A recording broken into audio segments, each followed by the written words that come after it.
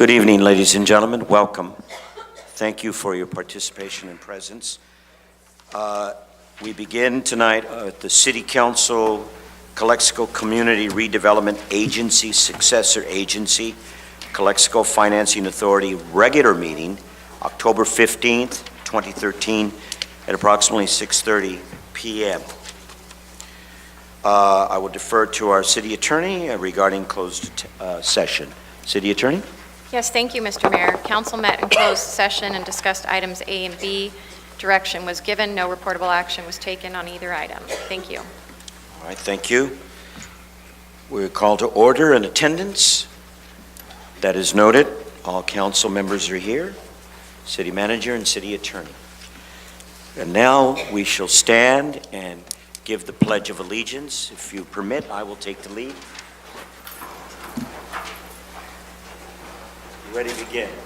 I pledge allegiance to the flag of the United States of America and to the republic for which it stands, one nation, under God, indivisible, with liberty and justice for all. Thank you.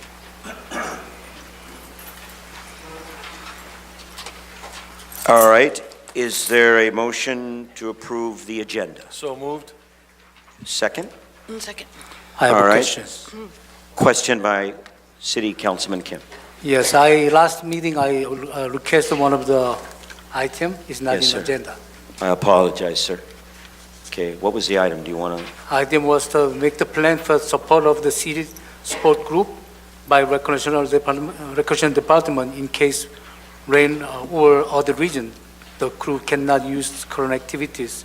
City and school district use MOU, built a plan that they can use the school facility under the city program. I didn't quite get everything in that, city manager. I concur on that issue too.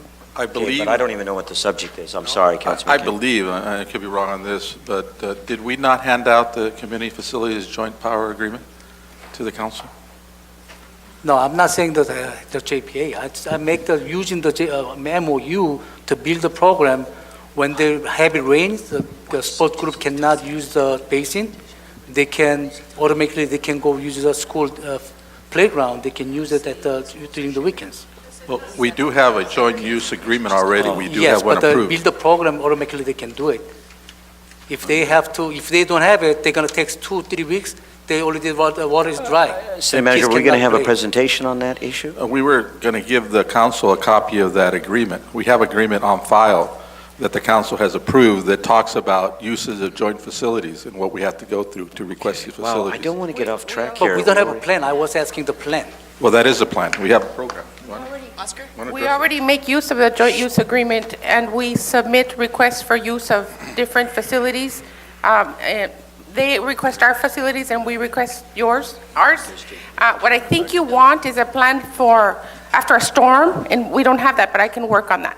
Yeah, that's We what I do was use each other's facilities right now, Yes. and we do help each other in emergencies, but there is no plan that says. So which group to go to, which school, playground, they can play with it?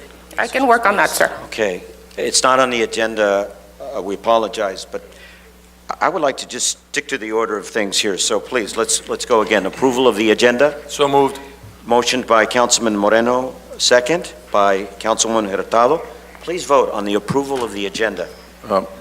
Mr. Mayor, are we going to move item 7 up? Oh, that is correct. I'm sorry, there is a revision here on the motion. I will, With moving item 7 up, even before public comments. I make the motion that we move item 7 up before the comments. Just All right. in time. Is I there a second second? I second that with that All right, modification. so once again, please vote.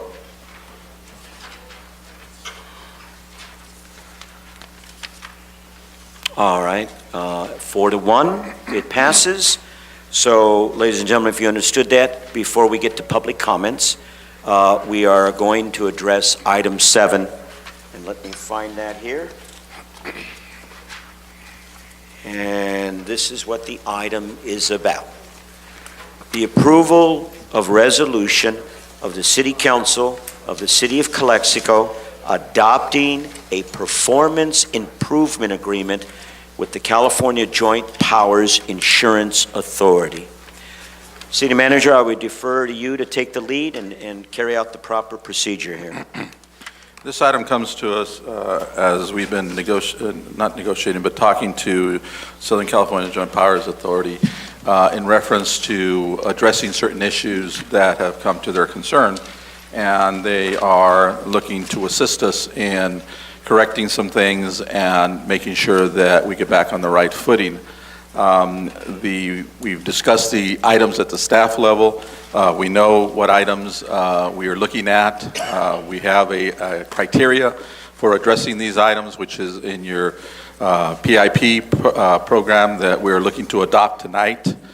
So I don't want to belabor the information because we've been to, and I'm sure some of you will report that we were to the annual JPIA conference last week.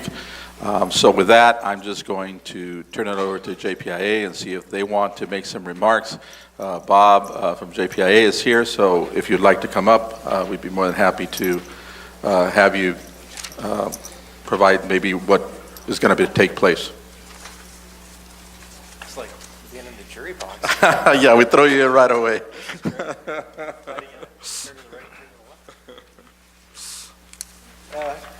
Mayor, members of the City Council, my name is Bob May. I'm the Risk Program Manager for the JPIA, and I also have Alex Miller here, who is the Assigned Risk Manager for the City Welcome. of Calexico. So we're here tonight to answer any questions regarding the PIP, if you had any specific questions on the PIP, and hopefully our role in this is to partner with the city and the city staff, as the city managers indicated, to move forward to kind of right the ship a little bit and get you back on the right track to make sure that you're in compliance with our principles of best risk management practices for all 123 members of the authority. So Very good. That's our role here tonight. All right, then. He said he's here to entertain any questions. We do have a public comment. City Attorney, which is the best procedure, to allow the council, or do we go right to the public comment? If the council has questions for Mr. May, you could do that at We this do that point first, and then turn it over. and then we will refer to the public comment on item number 7. Okay, Councilman Castro, any questions you have? No, basically, when we went to the risk and management sessions, I met with Mr. Bob, what's your last name, I'm sorry? May, M-A-Y. May. He explained to us details related to the program, and I believe we need to continue work with them and extend the contract with them. I really learned a lot on the sessions, and I believe there is something good for my colleagues and for the city of Calexico in order to move forward. So that's about it. Thank you. Thank you, I don't Councilman know no else Castro. comments. Thank you. Councilwoman Hurtado, any questions or comments? First of all, thank you for coming. We were missing you at last meeting, but it was great to have spent that time out there last week in the trainings, and it was a really good training for all of us. It was the first training for myself with regard to JPIA issues, and so I'm looking forward to more training with JPIA. And I guess it's also kind of important, I think, to let everybody know here in the audience. I understand we have a lot of students here in the audience. What exactly is JPIA? Do you think maybe you might want to do that a little bit first? Sure, certainly. Do that, Alex? I'll let Alex do that. Thank you, Bob. He's in charge. Good evening. So, my name is Alex Meller. I am the assigned regional risk manager for this region. So, how to explain a concept that is a little bit difficult to explain. So the JPIA, the California Joint Powers Insurance Authority, is a self-insurance pool. So we are a group of 123 California public agencies who come together to pool funds to protect themselves against liability claims, workers' comp, property claims, so on and so forth. And part of that is that we have a risk management program. And what we do is we partner with the members to help our member agencies to address various different risk management issues. And risk management is important because if you can be proactive as a city and address issues up front, rather than waiting for things to go downhill and claims to be received and then pay out money on those claims, that is much, much better, of course. I think that it's important to point out as well that the authority is funded by contributions from each member. So in much the same way that you would buy an insurance policy for your car, each member pays a contribution or a premium to the pool each year. And this is an important concept because when we calculate the amount paid in to the pool by each member each year, that amount is directly related to the member's claims and the claims from the entire pool for the previous 5 years.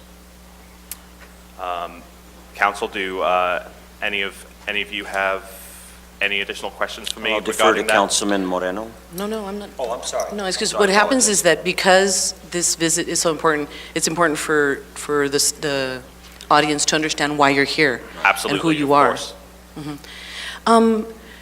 Also, if you could please clarify for us, when you first contacted the city about initiating a PIP with this city, was in the month of May, if I believe it was May 21st, our first correspondence that the city received from your office.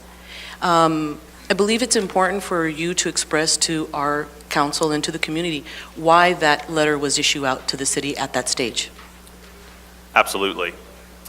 The authority has what we call a healthy member protocol, and we are constantly monitoring our members and keeping tabs on what we believe could possibly be exposures to the pool.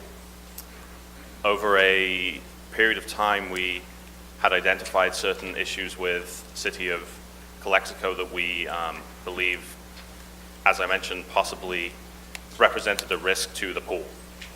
So part of this process, and one of the things that we try to do when we identify members again that we believe pose this risk to the pool is to partner with the member city through a performance improvement plan. And my job specifically as the assigned regional risk manager is to work with the city to make available to you the resources that the authority has available to walk you through that process.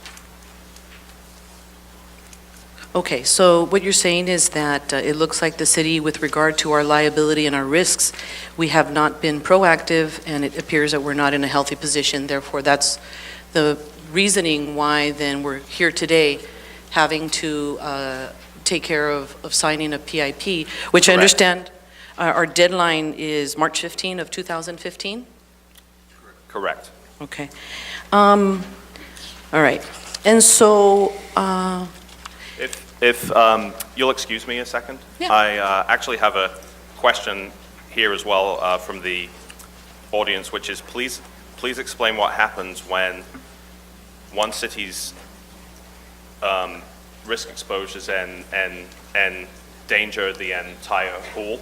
Okay, so how our pool works is our cost allocation formula, which is the amount of money that each member pays to the pool each year, is calculated based upon the member's claims for the previous five years, but it's also calculated based upon claims received for the entire pool. So when we have a specific member that is generating many claims, those losses are paid out both by the member and then also by the other members comprising the entire pool as well. So one, a loss that is experienced by one city, the cost of that is borne by every city in the pool. Kind of like cost sharing. Correct. Okay. I just wanted to. Sure. No, I think that's Information. important to Okay. inform the audience what this is about or what JPIA stands for. Okay, next, I'm sorry, any more questions? Yeah. Oh, I'm sorry. First Okay. it was about, unless you wanted to add a little more to your presentation. No, please. Okay, all the way over here, and you don't want to add to your presentation. Okay. Actually, a question then with regard to the actual agreement. I noticed that there's one sensitive area that I was curious to know. I actually had a question from our public on this one, was on item 15 of the agreement of the plan. It indicates that the city is going to notify the authority of any internal investigations and reasons for such investigations. And that's all fine. However, it tends to be sensitive if any internal investigations needs to be monitored when it comes to safety personnel. How are they going to be circumventing that issue? How are we going to be circumventing that issue? I don't know that you are, because we're the carrier that has to write the check for anything that flows from an internal investigation that is done incorrectly or inappropriately, and that results in some type of civil liability back to the city from an employee. And what we want to do is ensure that when we do internal investigations, they're done appropriately based on sound best practices and in accordance with both public safety components, which are POBAR and FOBAR, fire and police, under the government code, and we want to make sure those are done appropriately. There are statutes. The statutes require the timeliness of those to be done. The employee needs to be notified of the appropriate action or the outcome of those internal investigations. And for us, it's important to make sure that those things flow as the statute requires us to follow, specifically the city, to ensure that somebody doesn't manipulate an internal investigation or somebody tries to do something that circumvents the process. So when we look at these types of events, we've had instances in the past where some cities have tried to circumvent the government code, and it's resulted in an unintended exposure. And those can be very costly when you tag on phraseology like violation of civil rights and breach of confidentiality and impugning one's character, those types of things.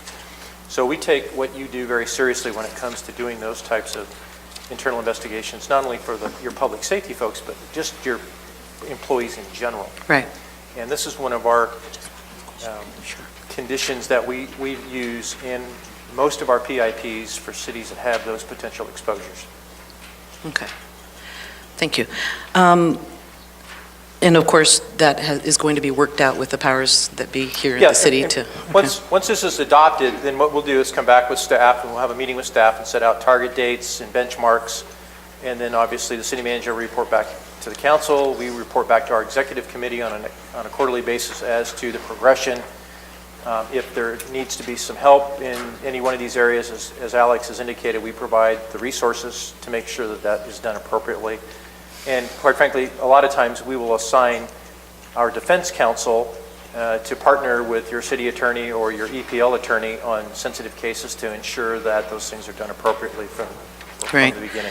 I did notice that about JPIA, that you're very helpful and that you are there as a resource for the city to, like as you keep mentioning, you want us to succeed. So I appreciate that And that position. collective assistance starts at your level. This all starts at your level and trickles down throughout the organization. So it's not at the city manager's level or not at the department head's level. It starts with your framing best risk management practices for the entire organization. So really, it's incumbent upon you as legislators to ensure that this process is instilled across all levels of your government here at Calexico. Okay, last question. On the performance improvement agreement, paragraph number 3, The actual agreement itself is pretty short. I found it to be pretty short and easy to understand, but I found item number 3 pretty interesting. If you can elaborate a little on that for us, please? Well, number 3 is when you go out and hire folks, that you do it according, again, to best risk management practices. In other words, when there's an opening in a position the city manager deems it needs to be filled, then that you go through a process. And again, one of those is to ensure that when you bring folks on board, they're qualified for those positions based on the city manager's role in that. And normally it's the city manager that is the appointing authority for your staff.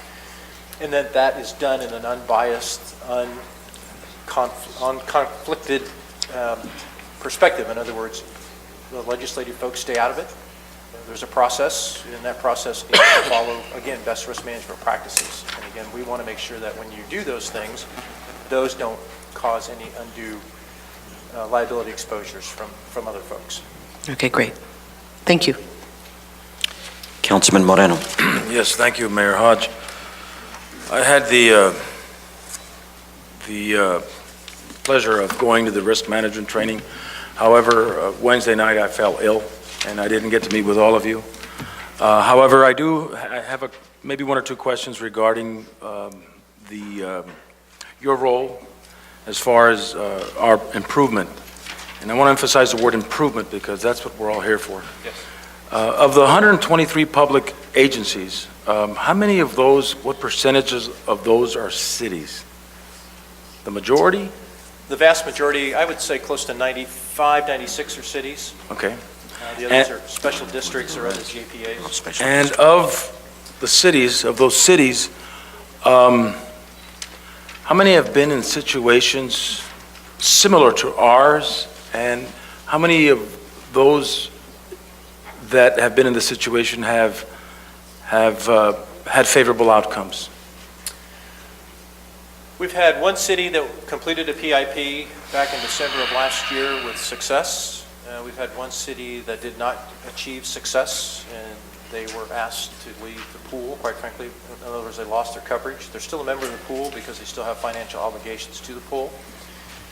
We have currently one city we're working with, similar to yours, and then we have another city that we're doing some specific training for that particular city to ensure that they don't end up in this situation. So probably a handful, I would say, that are in the same or similar situation as Calexico. And in your experience as the CEO, or not the CEO, but is that what your title is?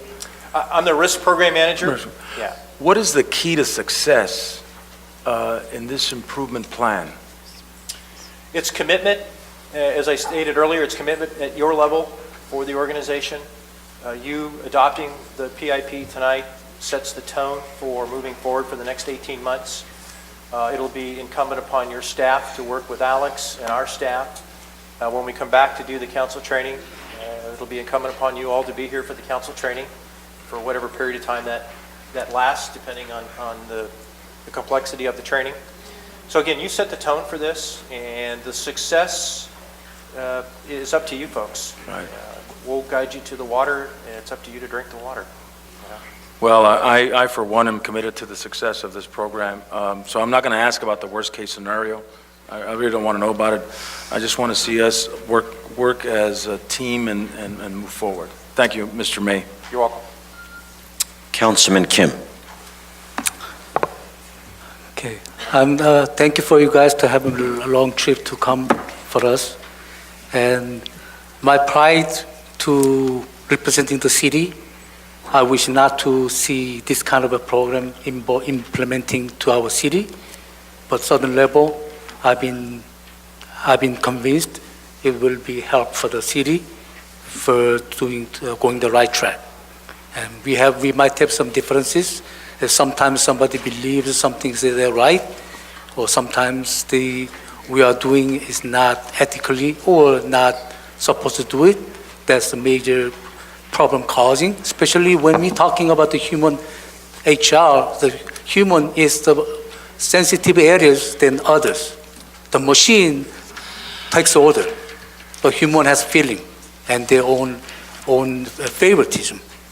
So we go lots of differences. We have to learn to how to cut favoritism or hateism to go stick with the principle. It's sometimes I don't see we're not implementing that way, that I believe to cause a major problem in our city. And, well, I have one of the question before I make this little conclusion. One of the letter you sent us second time, was saying is, the letter saying was called the considerable delays in the inactive process required by the Americans with the Disability Act and the California Fair Employment Housing Act. As a result of city council interference and the executive inactions. In one instance, the inactive process took over a year to complete, 2012-313. Is there any can say the what was that? Sure. Take that question. Yeah. So the Americans with Disabilities Act, which is a federal law, and the California Fair Employment Housing Act, which is a California law, both require in situations where an employee has a disability that the employer have an interactive process with the employee to talk about ways that the employer can possibly modify the job. Okay. So if I, for example, was an employee of the city and my job required walking for long extended periods of time, and I had an injury to my leg, there would be a responsibility that the city sit down with me to talk about ways that the job could be changed. We observed a situation where the city had engaged in an interactive process with an employee, and based upon some feedback we received, there was possibly some intervention from the council in that process, and that unfortunately resulted in the process being delayed for a long extended period of time. And one of the responsibilities under ADA is that the employer engage in a timely process with the employee, and unfortunately I think a year is probably not considered such. Okay. Yeah, I said it's when I understand when the employment is included, we have some kind of close, like some confidential information. So I thank you for the response, the clarity. And again, I won't be happy to take this one, but in protect our city, I believe we're going to have help. Everything has to be in the right process, in right place, and I believe we can stand up for the better future for the city. Thank you for coming. Thank you. Okay, my turn. Gentlemen, I want to thank you very much for making the effort to be here. And for me personally, going to those sessions, I found them very productive and insightful. We could have a sense of inferiority here and browbeat ourselves on all the red flags, and there's no denying it. And a lot of these things have been long overdue. Some of these areas go all the way back to 2003, not to excuse some of the most recent ones.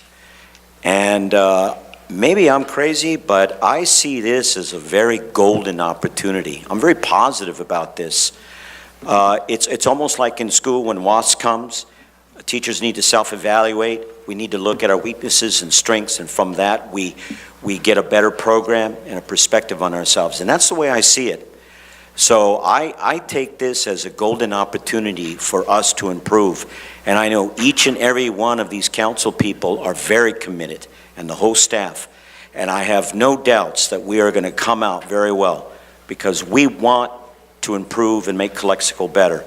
And as far as I'm concerned, my eyeballs will be on the process in every step.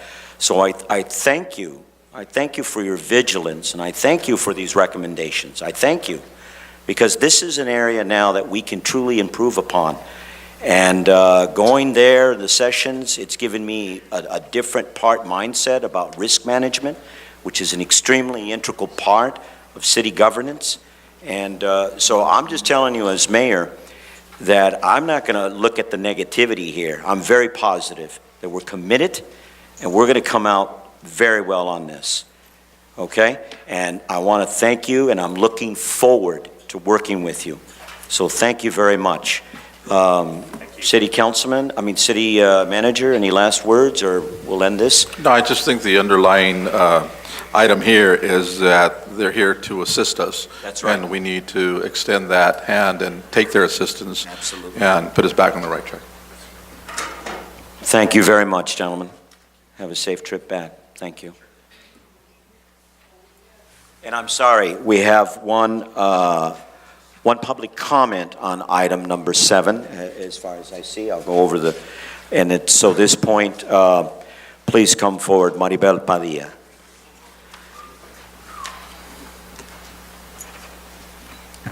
Maribel Padilla, AC Nogales, Calexico.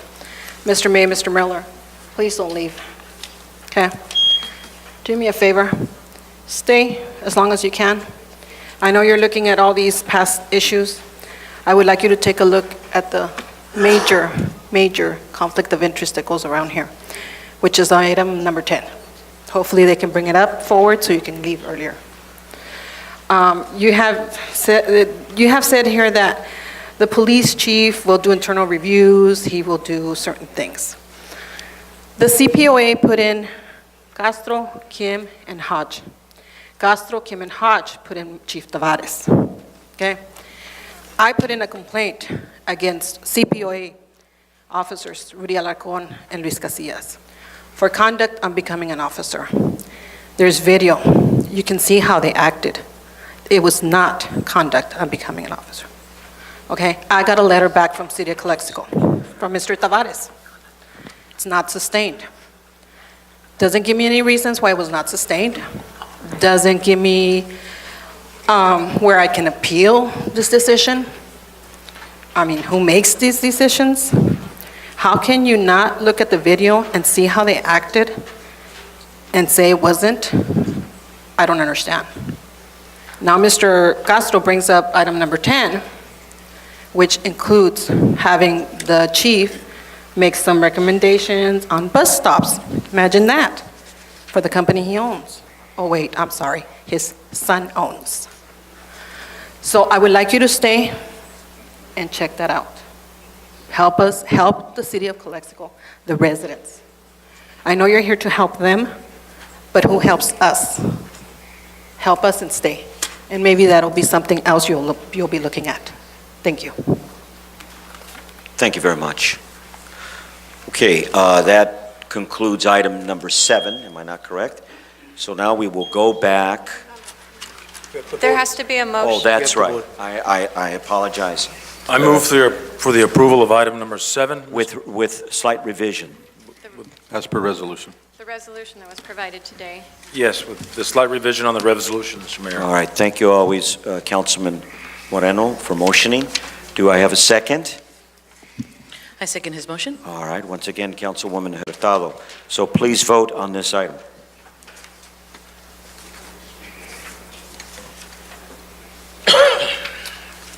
It's unanimous. We are committed, and we will improve and move forward without a doubt. Thank you.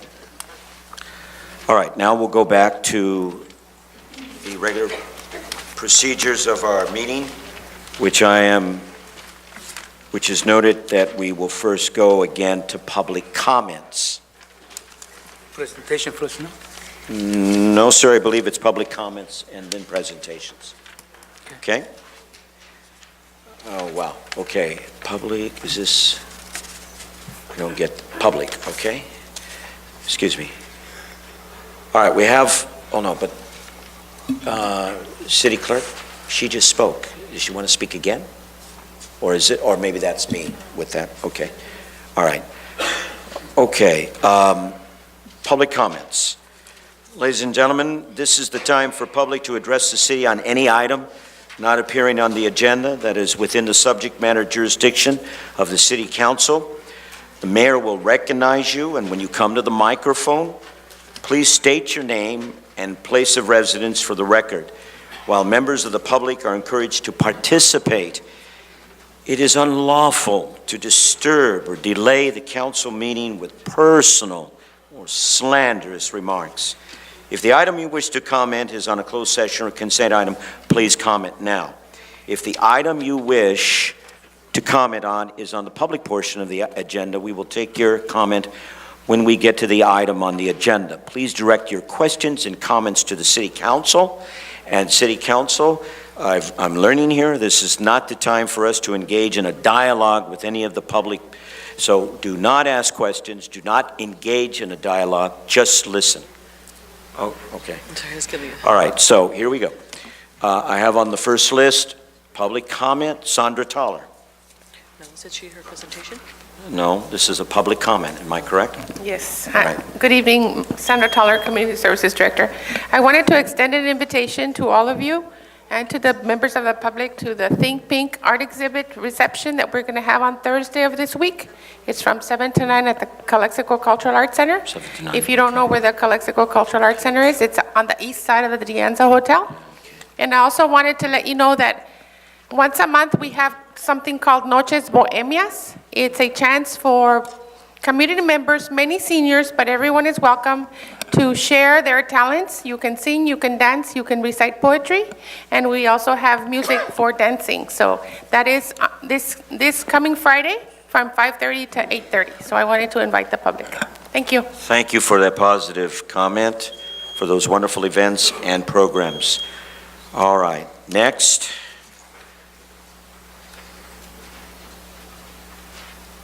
Public comments, Maribel Padilla.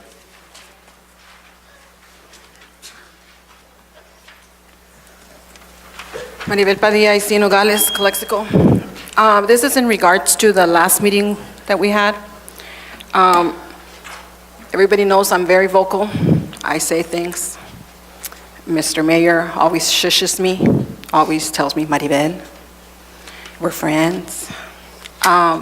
At the last meeting, when Mr. Perez was speaking, Chief Tavares yelled out, and I quote, "This is not a debate. Make your statement." Check the recording if you don't believe me.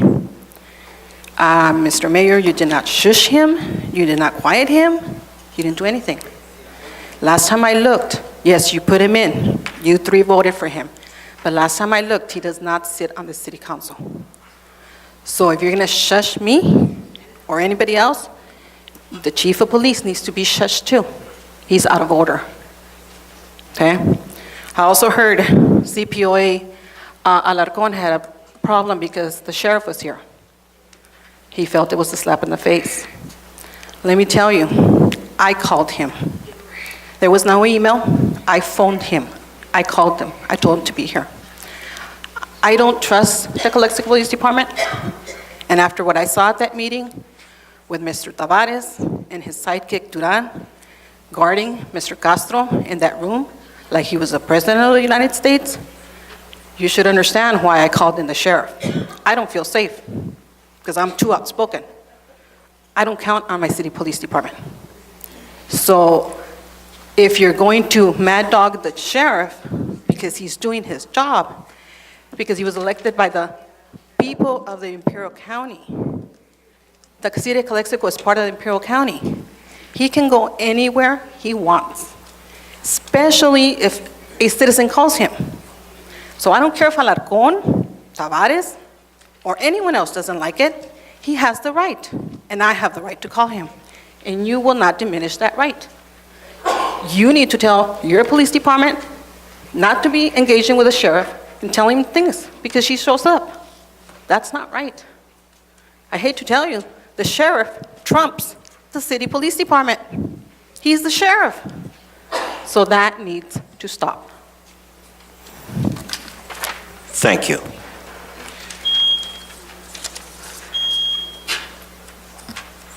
Ross Johnson, please come forward, sir.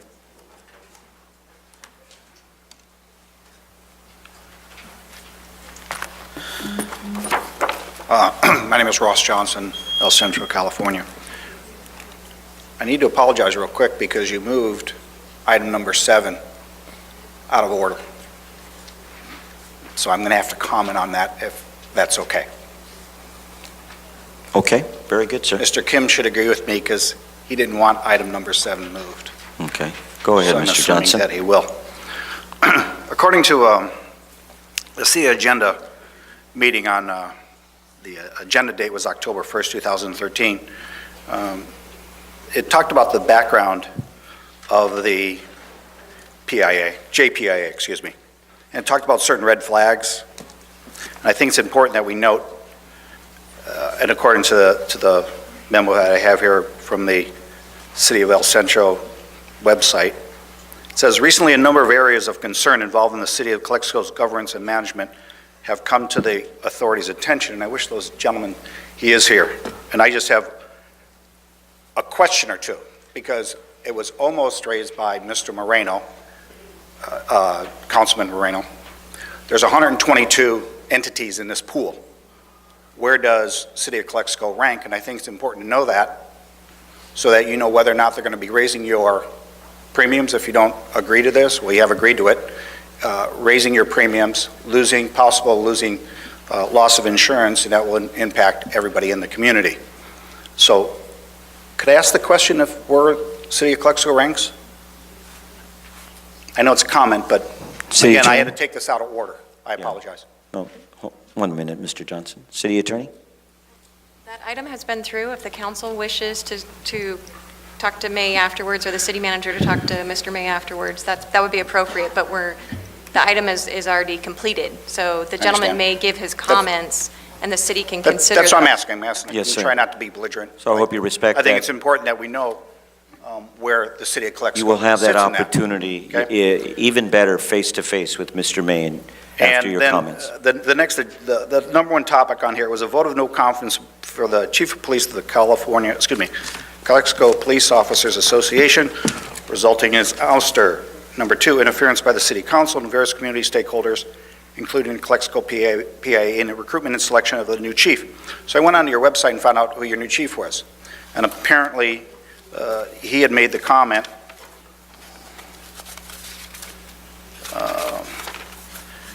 if I understand, again, if I have my information correctly, it's based upon the Imperial Press Online, June 27th, 2013. And the comment was made that the new police chief had not received a management certification. And I was wondering, is that going to be part of the PIA when you go through this? And has he received the management certification to be eligible for that position? And the last thing is, I appreciate your time. And I guess there was a sexual discrimination suit. Since there's 4 men and 1 woman, I can only assume that it was by the woman. And if there's any validity to it, my concern is that it's being brought to the attention of the insurance entity. So apparently there must be something involving that must have some truth to it. And you, Mr. Hodge, or Mayor Hodge, you said not 5 minutes ago, that you're totally for this. Yes. So I expect your enthusiasm in all of these points, not just the points that you agree with. And Mr. Kim, I would say the same to you, and Mr. Castro, I'd say the same to you. Because when they asked for any questions, Mr. Castro, you said no questions, and Mr. Kim, you made a comment, there was no questions. And I found that exhausting and exasperating because you were the one that wanted to not even talk about this subject. And you're sitting there smiling like a Cheshire cat. And the good thing about it is we can all smile and vote against you. So you smile all you want. And I think that you really need to look at these and why are these being brought up by an insurance company? Thank you, Mr. Ross. All right. If you don't Thank mind you. wrapping it up. Thank you. Thank you, Mr. Ross, for your comments. Your right to speak up. Okay, next, Honorable, okay. Honorable Supervisor John Renison, sir. On a brighter note, Honorable City Council, I'd like to just report on some county happenings. I'll take less than 2.5 minutes. How about that? There's 289 Calexico residents employed at the solar projects just west of town here. That's the latest figure today from the union, so those are very good figures. 80% of the employees out there are from the Imperial Valley and 284 from Calexico with Calexico addresses. The job fair that was held several weeks ago for the Grand Plaza, very successful. Over 3,000 persons turned out, as you know. That was organized by the county office of the One Stop and also the Office of Employment Training and the Workforce Development Board. That was very successful in light of the opening of the Grand Plaza here in about another 3 to 4 weeks. Some of you might be aware, Mr. Hodge, I mentioned it to you, that I'm asking for Mexican Customs to meet with us, whomever wants to attend once I get the go-ahead, regarding opening up 5 to 6 lanes going into Mexico during peak hours in the afternoon. Because as you know, sometimes on Monday, Tuesdays, Wednesdays, we have these tremendous lines going in. Friday, surprisingly enough, there wasn't, and they had 4 open, and I went into Mexico and I said, this works. So whether the word got out or not, I don't know. But we're going to keep the pressure on. We're going to be meeting with Mexican Customs, and I will make this council and this city aware of the efforts on behalf of the county and the city to hopefully alleviate that situation southbound. I can't do anything about northbound. We've been working about that for years, and we continue to work with that. As you know, we're still working on $3 million for the pedestrian crossing to add 6 additional pedestrian lanes. And there's still a possibility on that, but we're still working on it. We have a grant for a call center study that will enable Calexico to fare better and Imperial County to fare better when attracting a call center to the valley. As you know, I've been a very big advocate of this for Calexico. One specific company who has been contacted and who has visited Calexico has indicated that they would employ 500 to 600 people if the call center came to Calexico. So that's an ongoing project I will report on later. We had a meeting with the Grand Plaza right before the city's meeting with Grand Plaza personnel about a week and a half ago on Thursday regarding traffic issues that the county could assist with. Ron Hawley, Mr. Jack Kirchin, and also Juan Carlos Hinojosa were present at that meeting. So we're basically all on the same page, trying to assist their efforts as much as possible. We see a big chaos coming here pretty soon, southbound on Highway 111, and also going west on 98 going into the Grand Plaza, and also going south on Hammers Road to Anza Road coming off of 98. So we're working with the Grand Plaza, and we will be working with the city on those issues as the time gets closer. Finally, some good news, farmers market fees will be reduced, and that will happen next Tuesday during a public hearing at the Board of Supervisors. That'll be a week from today at 9:45 a.m. As you know, that's been a big issue all over the valley. The fees were exorbitant, but we are dropping the fees, but unfortunately it took us about 30 days to do it because of the requirement of public hearings and whatnot. And that's my report. Thank you. You did it. Thank you, Supervisor Renison. Thank you. One more public comment here. Jose Aldosora, please forgive me for the pronunciation, sir.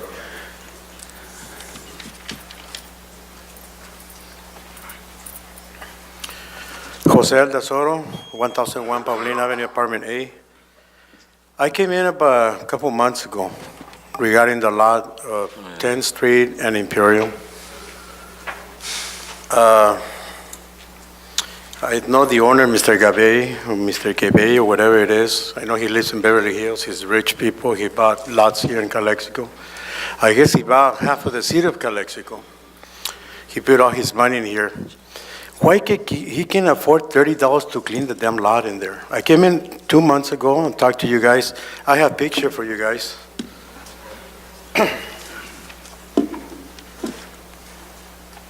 I don't know if my statement is going to be a positive or negative, to be honest with you. You guys don't listen to the public. You guys don't care for our city. I've been living here in Calexico for 9 years. I used to live in LA. I like the city of Calexico. Every time I cross the border, where are you going? Home. Where? Beautiful city of Calexico.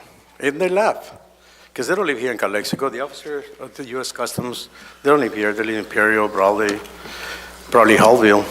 but they don't live here. Why? I don't know, you guys should have the answer for that word. Our palm, I don't know, the palm trees in Calexico, especially in the, here in the middle of the city, they're so damn dry, like if there's no water in Calexico. Like I told you guys last time I came in, it's a fire hazard. You know, I don't know if it's Imperial, IID position, or the county, or if it's Obama. Well, I don't know who's gonna come and clean up the damn palm trees. They're so dry. I heard there's no money in Calexico. Oh, no, no money. There's no money in Calexico. I heard that word a lot. Like I came in last meeting, I told you guys, I saw an inspector come into a JCPenney store, a lady. I got the license plate. If you guys want it, I got the license plate. That car was running there, it's a SUV, for at least 15, 20 minutes, running, wasting gas. Probably about $10, $15 in gas. But they waste a lot of money. The employees of Calexico, they waste a lot of money. The employees of Calexico earn good money. So I don't know where's the money at.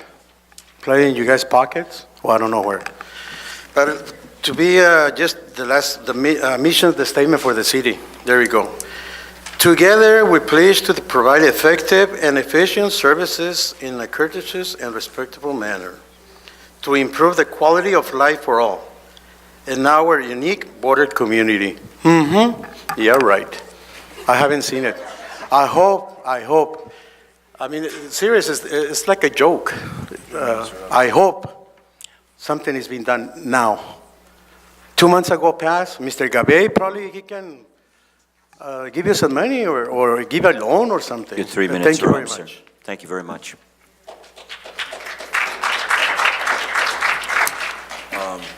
City Clerk.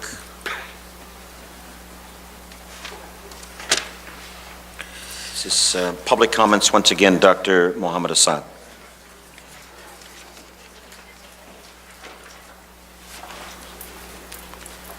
Good evening, Councilman, Councilwomen. Good evening, ladies and gentlemen. My name is Dr. Mohammed Assad, 1709 Elena Drive. I'd like to bring up to the council, the importance of safety. I think the city needs to invest in more police officers because this is, things is just getting out of hand. If the city doesn't want to invest in making the city safe, I think they need to invest maybe in incentive to the citizen. Anybody install alarm or cameras, he get incentive because we don't see anything is done. Every time we addressing, we echoing ourselves, nothing is happening. I don't want to bring my issue up because I'm fed up. I'm just doing it, what I can do to protect my own family. And I think I notify the police department. I feel for our officers. 4 officers to cover a city on the weekend, it's ridiculous. Me and my family, we've been terrorized by a group of, I don't want to say names, but you know what? To see my daughter pee on herself in the night, I think this is not a very good condition, And I spent $5,000, but does the average citizen can spend $5,000 on cameras and dogs and I don't know what? I had to call the FBI. This is really out of hand. I think the city need to listen to us. We need more officers. We need to stop this, just flushing us out. Every time we bring it up, it's like we hear from the ear and going from the other ear. I myself, I'm fed up. To be honest with you, 2 weeks of terrorizing, we still have it. Last night, I took the gun, I went to the street, and I'm looking for these guys. So is that my job as, as a citizen to protect myself and my family? This is ridiculous. I think it's about time to think seriously, to invest, put in 10 officers, if not, thinking about another methods. I think this is just, it's not tolerated, And I have the bill, show that's what I invest. But you know what? I'm not asking for things, but we need to make sure our officer has a backup. We've been asking for that. You know, every time, sometimes they have an emergency somewhere else, it takes them 30 minutes, 40 minutes to respond. I can't blame them. So we need to support our local police officers with a really backup. We need to do that for the good of the citizen. You know, we are citizens of this community and we deserve the best service. You know, we waste money right and left, but if we cannot provide safety for the community and our children and ourselves, then, you know, might as well move out of the town. You know, so everybody can run us out of town. So if everybody gonna feel unsafe, has to leave the town. Time is up, Doctor. Thank you. Thank you for your concerns, Doctor. Okay, that ends public comments. So we will move to public presentations. All right, on the agenda is a presentation by Dean Pearson, SDSU Ivy Campus, on 3 major university initiatives. Looking forward. Okay. Thank you, Dean. Mr. Hodge, thank you very much. Of course, the microphone is way too low for somebody as tall as me, but I'll try to persevere if you do. What a pleasure to be with you here this evening. It's been, I believe, about 2 years since I've addressed the council. Damas y caballeros, un gran placer para estar aquí con ustedes y poder contar algunas de las iniciativas en que estamos metidos aquí en la universidad. We have 3 tremendously exciting initiatives I want to talk about this evening. Of course, at the university, we have a multiplicity of initiatives beyond these, but these are the ones which are in the process of transforming our university here in Calexico and throughout the Imperial Valley. And the first of these initiatives is one some of you know a great deal about, what we're calling the Imperial Valley University Partnership. Now, about 2.5 years ago, actually pushing 3 years ago, the IVUP was little more than a sparkle in our eye. We had learned that our existing freshman program had been canceled. We had to put something else in its place. And in a remarkably short time, given the way that universities operate, we were able to do precisely this. And the next slide, please. Back in the spring of 2011, then President of IVC, Ed Gould, and Mallory, the county super, and our president, then President Steve Weber, signed the MOU establishing the IVUP. Since then, our successes are many. We had our first cohort matriculate and begin classes just a little over a year ago, so in the fall of 2012. And registering for classes, it's the real deal. We had, of this group, 102 students. And let me tell you some of the successes that our first cohort is already achieving. As you can see here, we had 102 students. Those who persist from the fall into the spring, you can see we 101 of those. The one woman who decided to leave went into the National Guard, so that scarcely counts against us. And then continuing on this fall, so our continuation rates, you can see we have a continuation rate of about 93%, which is better than the rate at San Diego State, San Diego, which, as I'm sure all of you know, is a very, very competitive and highly selective institution. We're doing very well. Our cohort this year, slightly more than 90 students, absolutely superb academically, absolutely superb in terms of their community spirit. Calexico, take a look at this. Calexico is clearly doing something right in terms of bringing students into the IVUP. If I were someplace else, I'd be scolding Brawley, I'd be scolding El Centro, scolding Hopeville, but here in Calexico we can celebrate. Over 40% of the students in the IVUP come to us from Calexico, and they're good students. Some of you probably know that the minimum admissions criteria under the CSU is a high school GPA of 2.0. Take a look at the kinds of GPAs that our students are bringing with them. You can see that the average GPA is over 3.16. The lowest, way above the minimum for CSU, and the highest is a stratospheric 4.31. We gave out some awards to some of our students, some of our best scholars, who you see portrayed here. These scholars, 3 of them received special scholarships: the Dean's Scholarship, the President's Scholarship from IVC, and the Superintendent's Scholarship from the County Office of Education. The one young woman to whom I had the pleasure of giving an award had a high school GPA of 4.25. So extraordinarily good students, but more than that, extraordinarily committed students. These are our IVUP ambassadors. These folks already are doing things like getting themselves involved in service clubs like Rotaract. These are students who are out there helping us raise money for additional scholarships. These are students who are helping mentor the next generation of IVUP students. They're out there in the schools helping to recruit the next students who will follow them into this marvelous program. Because of the work of people, and some of the folks in this room, and folks throughout the Valley, in under 3 years, we have established for real, on a permanent basis, partnering with all the educational entities here in the Valley, we have established for real 4-year university education in Imperial County. A tremendous success, an awful lot of hard work by an awful lot of good people. So that's success number 1 to report. Success number 2, and I put this in only at the last minute, it was only a week ago yesterday that I signed the contract for what we're calling Project AMCO. And probably nobody, with the exception of my friend Mr. Renison, has heard anything about Project AMCO. Let me tell you just a little bit about this, because this project, this is something serving our friends in Mexico, but more than that, bringing revenues to San Diego State for all of the needs that we have, for scholarships, for additional faculty, and so on. Let me give you a hint on this. If Project AMCO works out, as we predict, given our business plan, within 3 years, our net profit, beyond covering expenses, of course, our net profit should be something on the order of $500,000 to $750,000 annually. Project AMCO.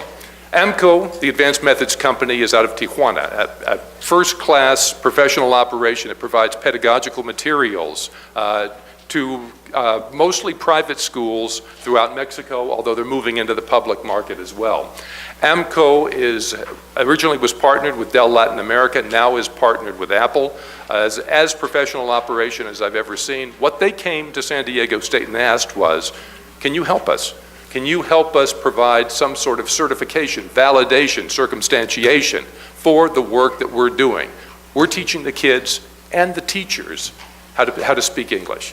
We're examining their competency. We need someone to certify that competency at the university level, and to have a university which is sufficiently credible to be able to make that certification stick with the Ministry of Education in Mexico City.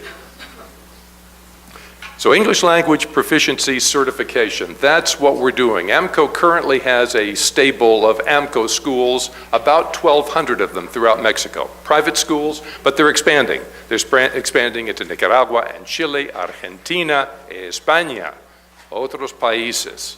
So AMCO is soon going to be truly international, as in fact the Mexican school system, the public school system, begins to transition into bilingual education. We predict that AMCO will be able to move in to the certification, and we'll be able to move into the certification business. They'll move into the language teaching business in the public schools. If that's the case, the possibility for cachet, prestige, research opportunities, and revenues for San Diego State are many. AMCO, as I said, is advanced and as technologically adept a company as I've had the pleasure to deal with. 3 evaluative levels, as it says. They're going to be doing testing of students in the 3rd grade, in the 6th grade, and in the 8th grade.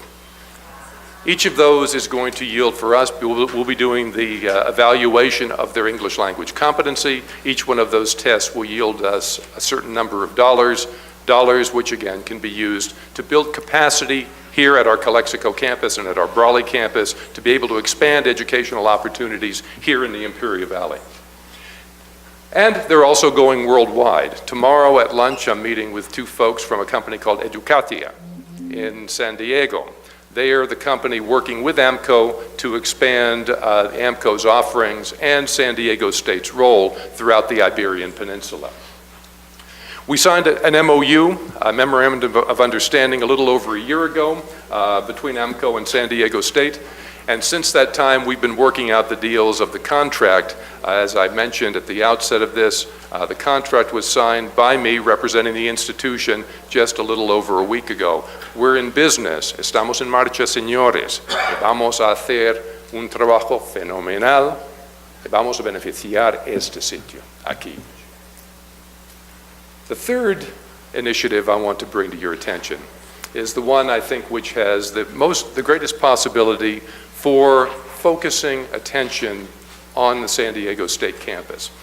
We have a new president, well, new in terms of his tenure here, 2 years now. Dr. Hirschman, Elliot Hirschman, has been with us, and he's charged all of the deans and all senior administrators to do several things: to identify areas of excellence, to seek out the funds to be able to go to pursue those areas of excellence, to achieve excellence, and to trumpet our successes.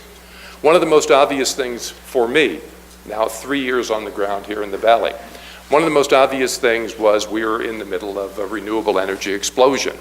We've heard reports already on this. It's in the paper virtually every day. What we've decided to do is take a portion of our 200-acre Brawley campus and turn that into what we're calling a Center for Energy Sustainability. The green area on the map, go back to one, please. The green area on the map is roughly where we're going to be building this.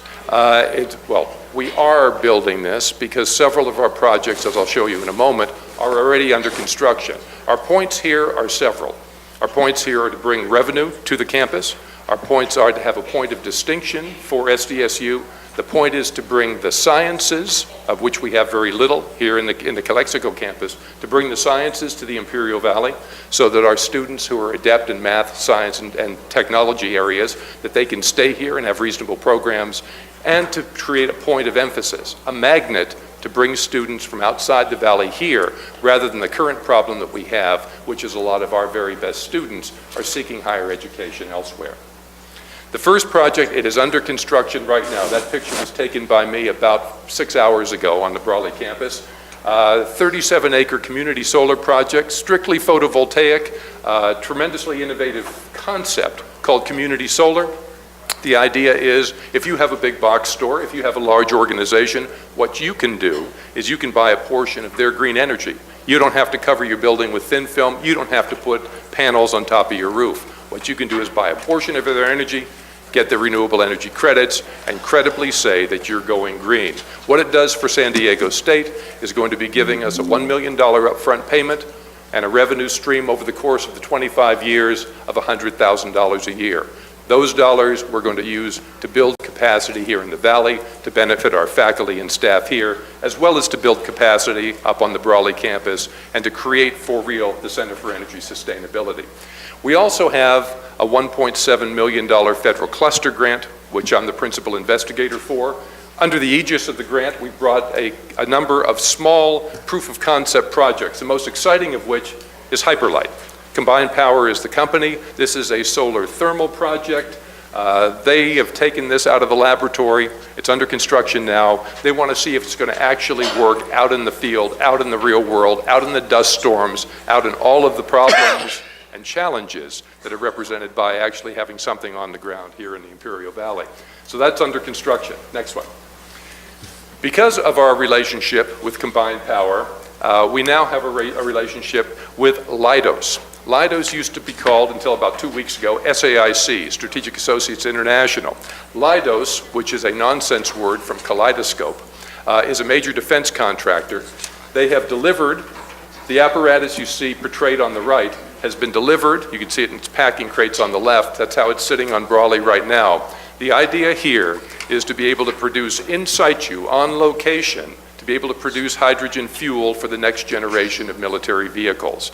Airlift one of these things in, assemble it, using solar power as a driving energy to be able to split molecules, to be able to produce hydrogen fuel. Many of you already know there are prototype vehicles, not only by the military, but also by commercial companies like Audi and BMW and Mercedes producing hydrogen vehicles. They believe this is the next generation of vehicles that we'll be using. But I think more importantly for us, the research potential, the internship potential, and the connections to the Department of Defense and their dollars, that's something that the Leidos project will bring to us. Also under the grant, we're in the process of creating a power plant simulator. This will be for workforce training all the way from the very lowest levels all the way up to advanced management training.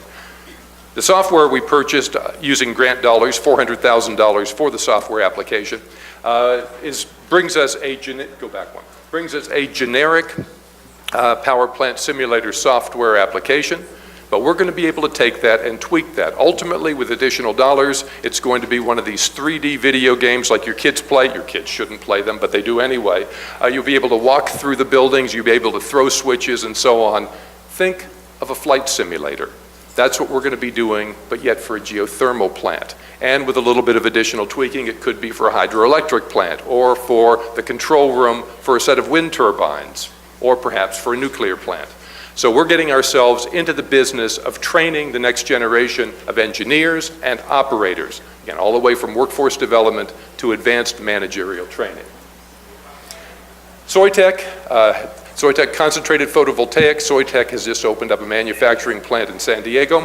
They're going to be putting some of their panels as a display on our campus. And they wanted to put one. I said, no, you have to put 3. And they said, why 3? I said, because that will cover the cost of the electricity that our building consumes in Brawley. That's how we're going to play the game. So you'll be seeing several of these panels. Innovation. That's what we're trying to do. We're trying to position San Diego State as a leader. If we take a look at our academic offerings here in the Calexico campus, that we have wonderful programs, but they're really pretty much standard fare, something you would find in places like Fresno or Los Angeles or any place. How can we create a point of distinctiveness? How can we do something which will prove to be a magnet for attracting the students and the dollars and the cachet, the prestige that we think that San Diego State and its students and its communities warrant? The Center for Energy Sustainability, we believe, will be that operation. And finally, that drawing, by the way, was crafted under the tenure of Dean Fatemi, now 11 years ago. Fatemi was the fellow who brought us the Brawley campus. Fatemi was the one who helped us get the original building there. I'm going to get you another building up there. But until then, Fatemi's vision is something that we're aspiring towards. If you take a look, go back one if you'd be so kind. If you can see way in the distance on the horizon, there are a bunch of little sticks sticking up, wind turbines, ladies and gentlemen. He saw the future. We're trying as best we can now with the wits, the smarts, the resources available to us. We're trying to realize and elaborate that vision. So those are the big 3 initiatives. We have many more. We're developing an institute for border studies, a Borderlands Institute. We have lots of other marvelous things going on. We have a collaboration with the consulate here in Calexico, bringing a series of cultural events. Maybe I'll save those and give you a presentation at some other point. But many things exciting happening on the campus, but really to underscore what we said, through the agency of the Imperial Valley University Partnership, through the agency of Project AMCO, and finally through the agency of the Center for Energy Sustainability, we are doing what we can do to create a world-class university here in Imperial County. A university that will provide the offerings for your kids, to keep those kids here in the valley, to attract business to the valley. That is, we're doing it as best we can. And when you have the opportunity, kindly give us a hand, because we need your help, your collaboration, your participation. Thanks very much. Whoa, thank you very much, Dean. You certainly brought the future here now. Thank you. That's wonderful to hear, all the innovation that's coming. Could someone thank you, get the lights there. Lights. All right, we have another presentation. This one is presentation by Eduardo Lopez, Chairperson of the Planning Commission, regarding commission activities. Mr. Lopez, the floor is yours.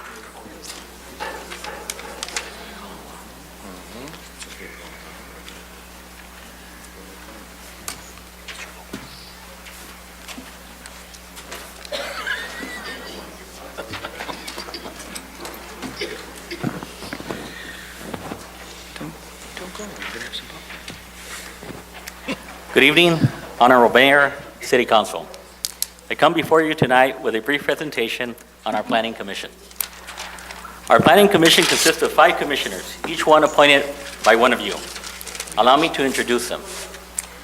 We have Cesar Rodriguez, appointed by Mr. John Moreno. Mr. Rodriguez is a local business owner of Arctic Air. He is very involved with our community.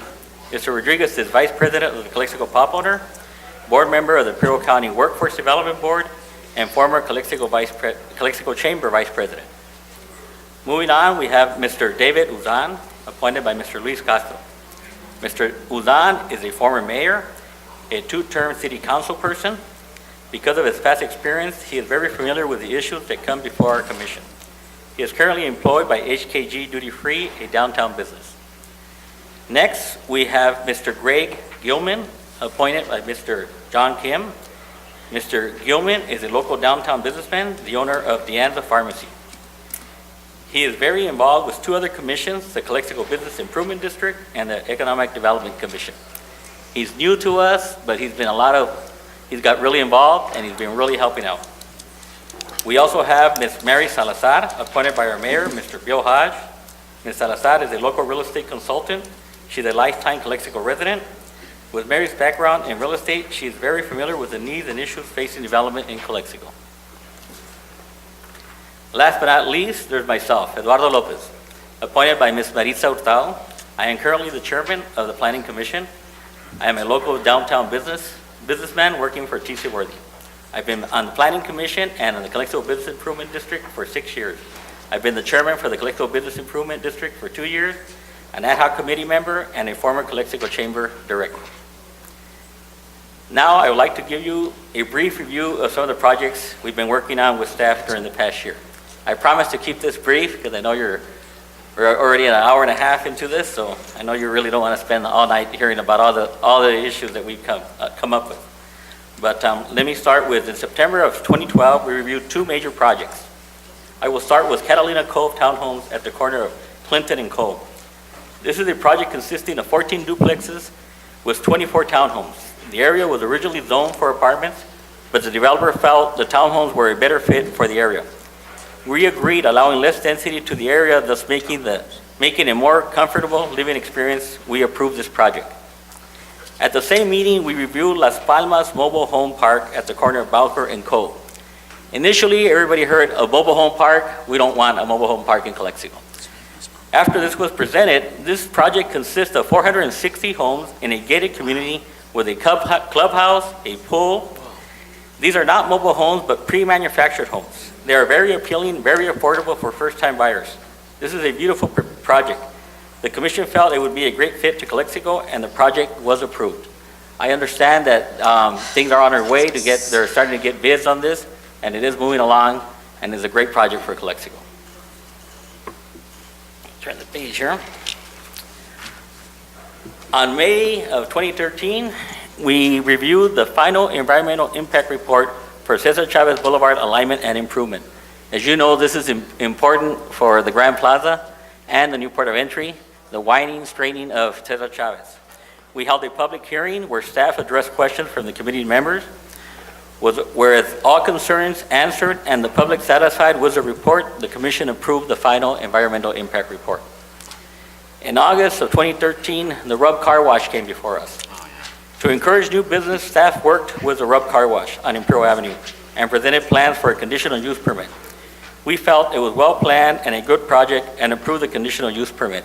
This business is now open and it is on Imperial Avenue. It's right behind where the Bulldog haircut place is.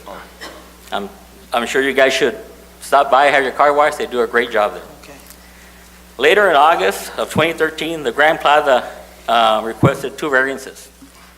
The Grand Plaza and staff worked together and presented a request for a variance allowing for higher lighting in the parking lot, thus allowing for less poles and the avoidance of what would look like a pole farm.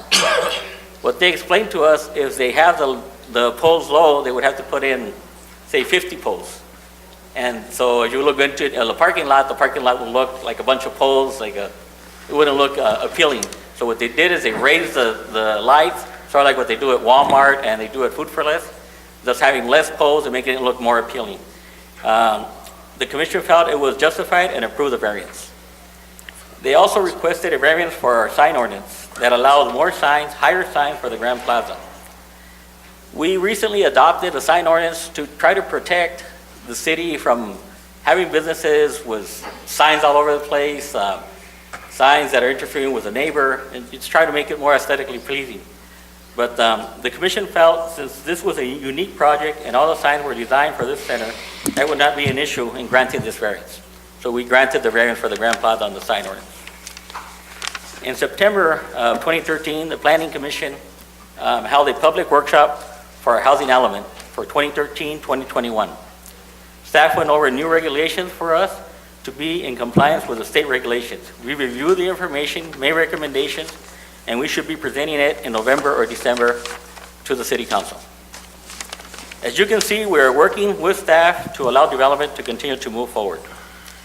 And I would like to commend all of you for putting together a good group of individuals who are working together and are looking out for the best interests of our city. Thank you for your time tonight, and like I say, I wanted to keep it brief. If you have any questions or concerns, I'll be happy to answer them either now or at a later point, whatever you prefer.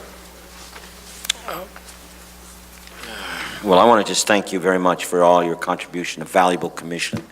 Thank you very much. That's a lot of great work. All right. Anyone else? Keep it brief, but anyone else want to comment? Brief?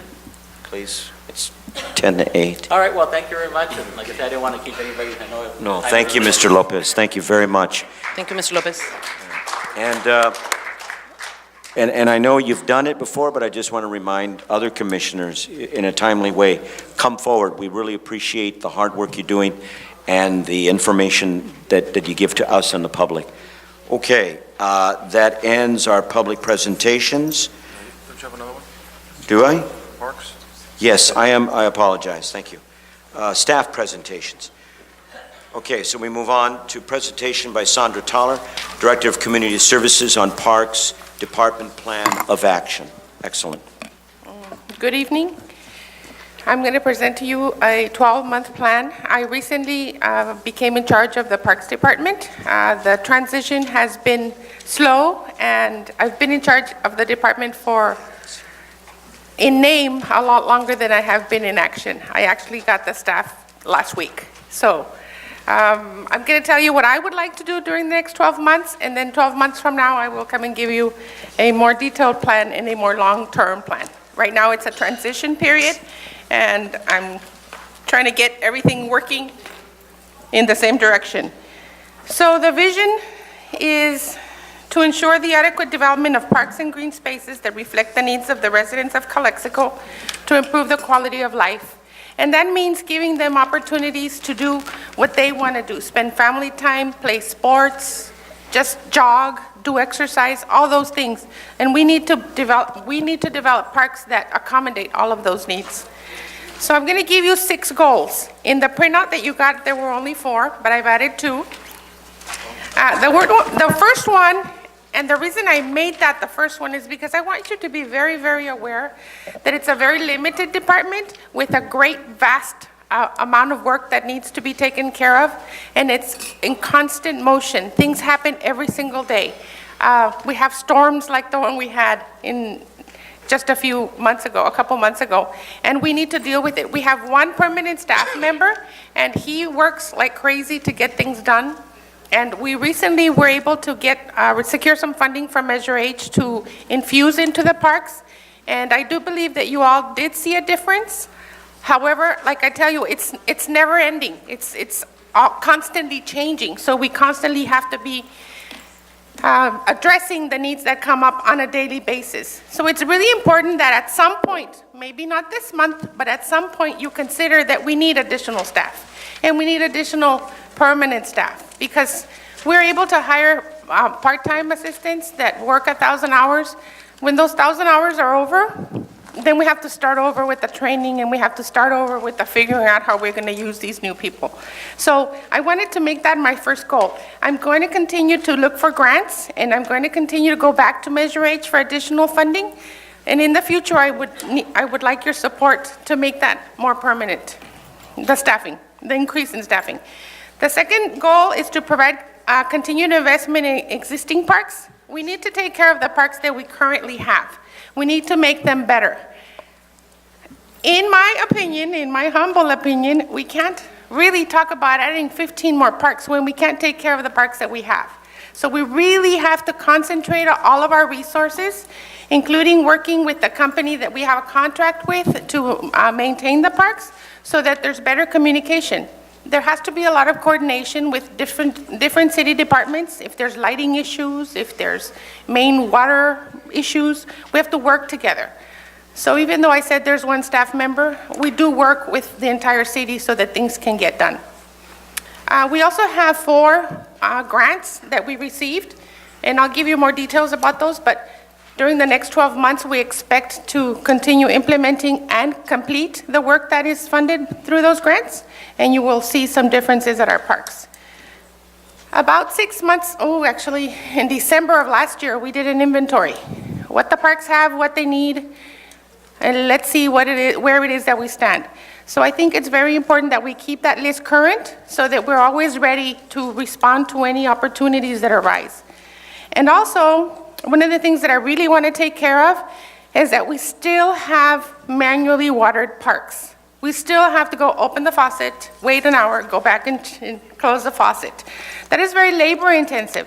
So one by one, I'm going to work with staff so that we can automate every single park, and we don't have to go twice a week or 3 times a week, or when it's raining, remember to go close the things like that. So the more we automate, the more efficient use we can make of the existing staff. So that's the 3rd goal. The 4th goal is a lofty one, and I really think that we need it. You can go to the next one. Oh, I skipped one, I'm sorry. The 3rd goal is to work with community volunteers to maximize our resources. And what we're doing is we're promoting the Adopt a Park program. The more volunteers we can get, the more work that's going to be put into the park that doesn't cost us anything. And so there are groups out there that are willing and very interested in improving our parks. And little by little, I hope that within the next 12 months, we can have a group adopt every single park and green space in our city, so that they can help us keep track of when the lights aren't working, and paint the graffiti when it's there, and trim the bushes when they need to be trimmed, and do cleanups and all sorts of things that they do that don't cost us anything. Just coordinating and possibly providing a few materials, trash bags, rakes, things like that, water hoses, paint at some point, and really just help them do what they are very interested in doing. We're also working to establish stronger relationships with the leagues and the teams in the city, because they also provide help. I'm going to say the Little League team has practice, and if we work together with them, they'll remember to clean up, and they'll remember to drag the field, and they'll remember to do things that otherwise we would have to go do. So working together with our community will maximize what we are able to do at our parks. Okay, so now on to the 4th lofty one, is I truly believe that we need to go to Measure H and get money so that we can make the 10 acres that are empty at Cordova Park a green space, a multi-purpose playing field that is watered regularly, and that teams can use for any sport. You can have soccer, you can have softball practice, you can have track, you can have the band, you can have football, anything. And if we organize it in a very basic way, it won't be expensive, and we can stop using the retention basins that just don't work. Every time it rains, we have the complaint that, oh, it's full of water. Well, the retention basins are to be filled with water. So we need to stop using those and use the land that we currently own. And I'm not going to say minimal, because it's not going to be a small amount of money, but for a minimal amount of effort and funding, we could triple the size of that park. It's 5 acres now, it could be 15. And then we could put a lot more teams on there and not have them be playing in the mud or in the half grass that eventually grew, but the other half doesn't want to grow because the retention basin can't handle that. That's not its function. So hopefully I will have your support in getting that done. And I know all of the teams out there are desperately in need of more green space. The 5th goal is we need a pest control program. There are ants everywhere. So hopefully I will be able to put that into the budget so that we can have periodic pest control spraying, and we don't have to run and go buy ant poison when we see one ant hill, and then the next week it sprang up somewhere else. We don't currently have such a program, so hopefully we'll be able to implement that and get it budgeted so that it can happen on a regular basis. Right now, we do have an ant problem, and we will deal with it one at a time, but hopefully it'll be incorporated into an ongoing program where we eliminate them and not have to deal with them. And then the sixth goal is to offer more community programming in the parks. We want to make better use of our parks. We want to offer exercise classes. We want to offer our farmers market, which we're currently doing in the park, and I think it worked really well the first month we had it. And we also want to offer children's programming, such as the Playmania that's coming up in November. It's an afternoon where kids come and play relays, and they have fun, and they bring their families, and it's 2 or 3 hours of just fun. This year, for the very first time, we're going to do it free. We're not going to charge, so that hopefully we can pull in a couple hundred children instead of 30 or 40 children. So that's the sixth goal. Of course, there's lots more work that the parks need. Of course, there's lots more goals that could be developed. But I'm just trying to give you an idea of where we're getting started with me being in charge of the department. And I quickly have a list of the parks that were adopted in the last 6 months. We have had numerous people come up and take over a park, and we also have parks that have been adopted for a long time, and those people keep renewing their adoptions. So if you could just scroll through the next couple of ones. Recently, we had the class of 82 adopt Rodriguez Field. We had the Baja Runners adopt Nosotros Park. We had the Desert Sun Girls Softball adopt Nosotros Field. I'm going to forget one. Why did I start? We have the Calexico firefighters who adopted Rodriguez Field. And you can read the rest. I can't remember them all. But we're very lucky in that we have very interested people in trying to help us improve our parks. The other thing is I wanted to quickly review the parks grants. We have 4 grants that are currently being implemented. One is a playground upgrade grant in which we're going to add concrete rings around the play areas. If you've ever been to one of our playgrounds, they have mulch.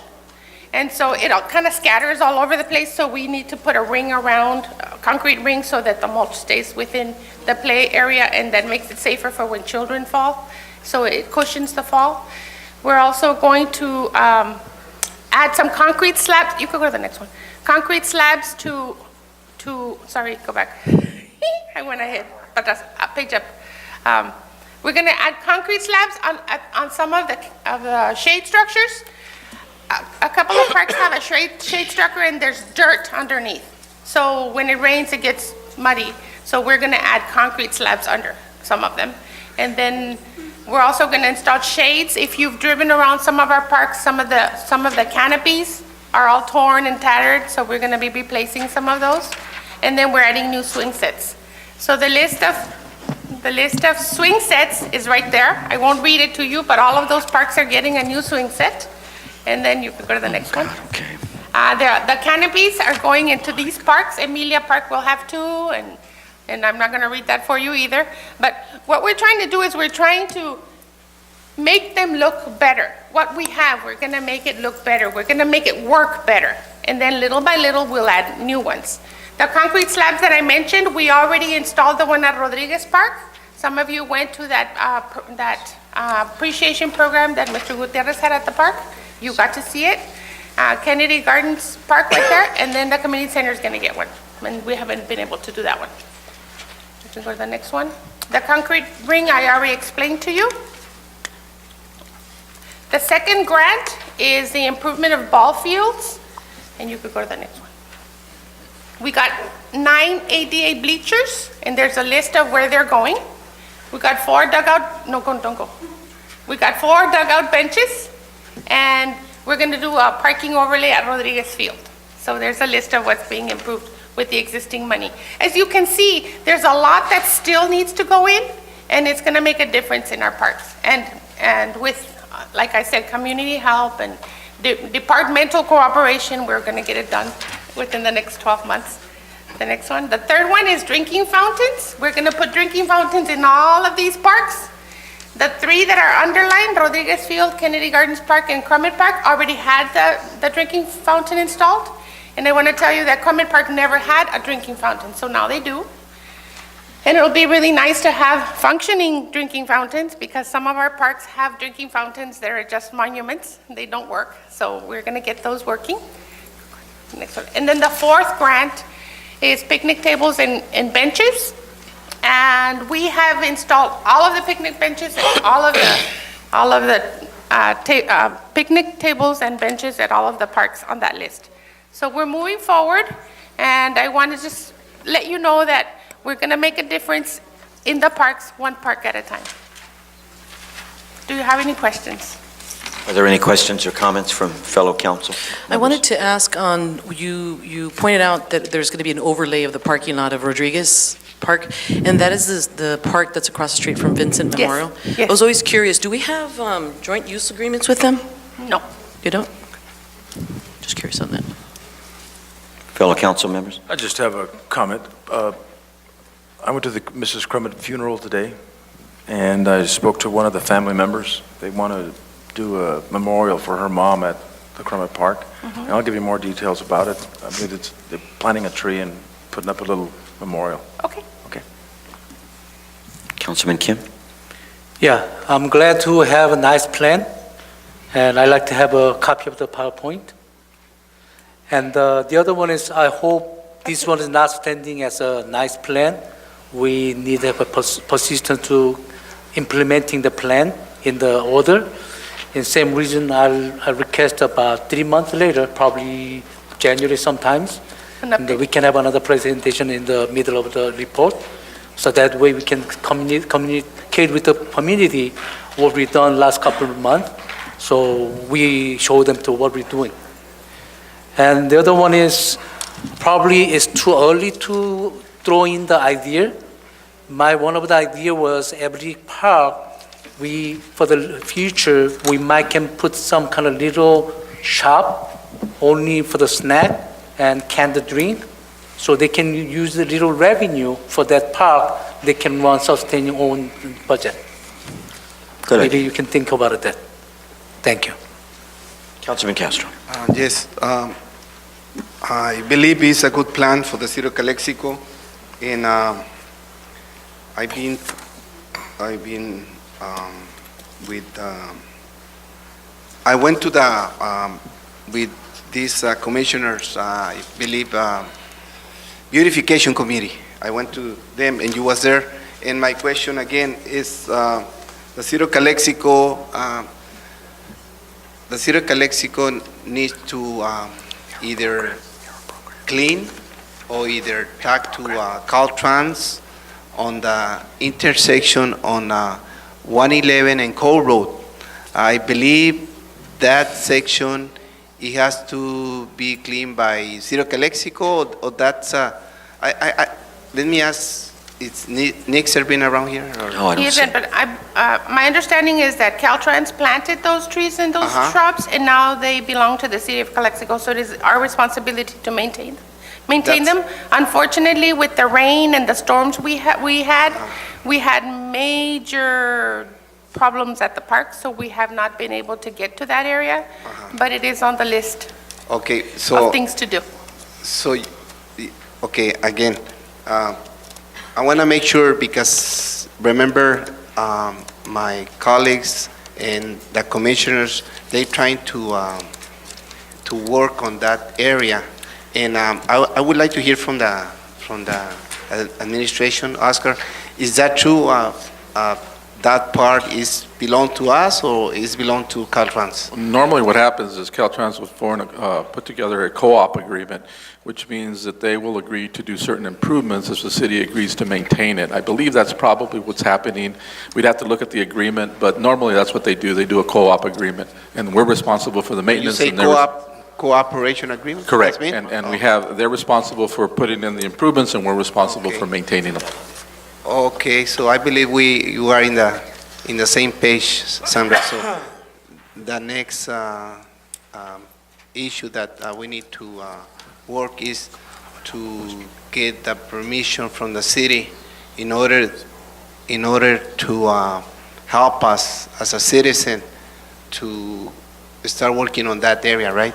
Yes, So- Mr. Servino is aware that you want to do that project as the Beautification Commission, and he will be contacting you whenever that date is set, or to set the date. Okay, I sounds did good. share that with him. Okay, sounds great, thank you. Mr. Mayor, I have Go another right ahead, question. Councilman Kim, another comment, yeah? Okay, I forgot the one thing, right now, I remember, the park, especially like the basin areas, several sport groups, they're using it.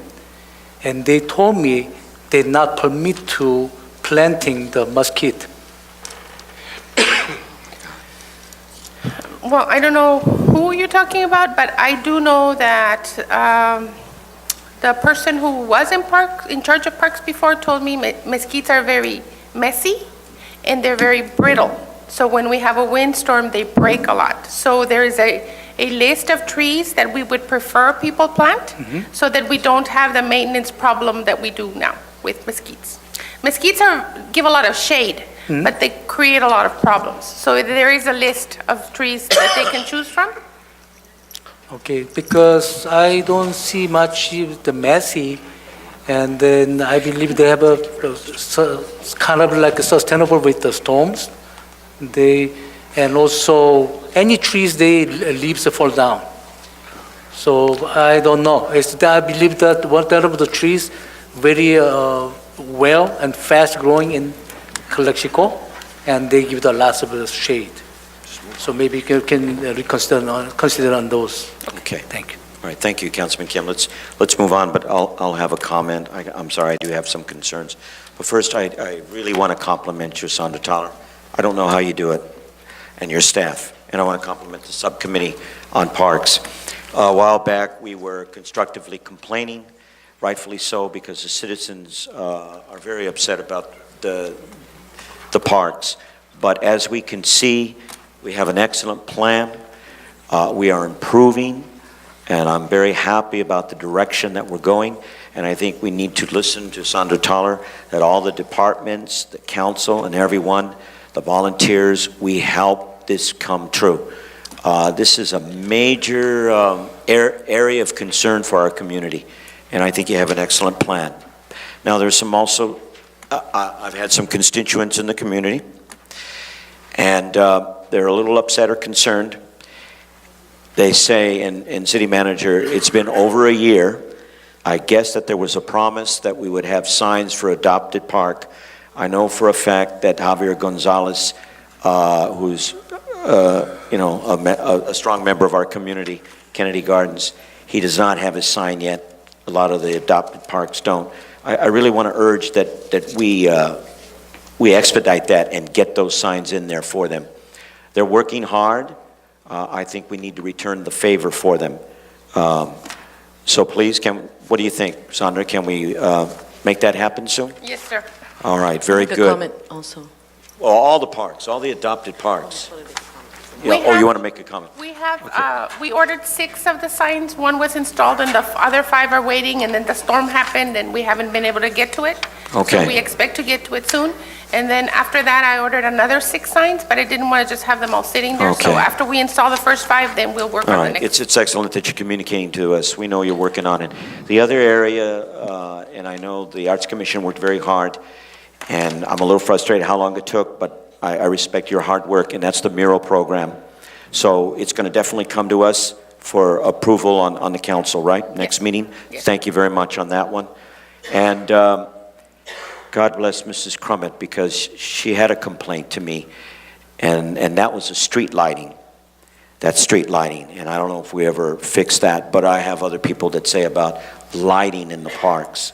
I know it's an expensive venture, but we need to really look at the lighting that's out in our parks and work on that, Mr. City Manager? We are working on it. Okay, very good. That's all I have to say, but Dr. Assad also points out, we got palm trees, right, in our city, and they're not being watered. Is that true? Can we move on that? Can we water our palm trees? I can check. Yeah? I'll get the hose, I'll go out there and do it, okay? We got to, I mean, to me, these are just basic things that we should take care of. Well, maybe what we should do, Sandra, is schedule a meeting with you, with the subcommittee, Parks Subcommittee, Mr. Castro and myself, and go over with you any issues that are out there, such as what you were just saying now.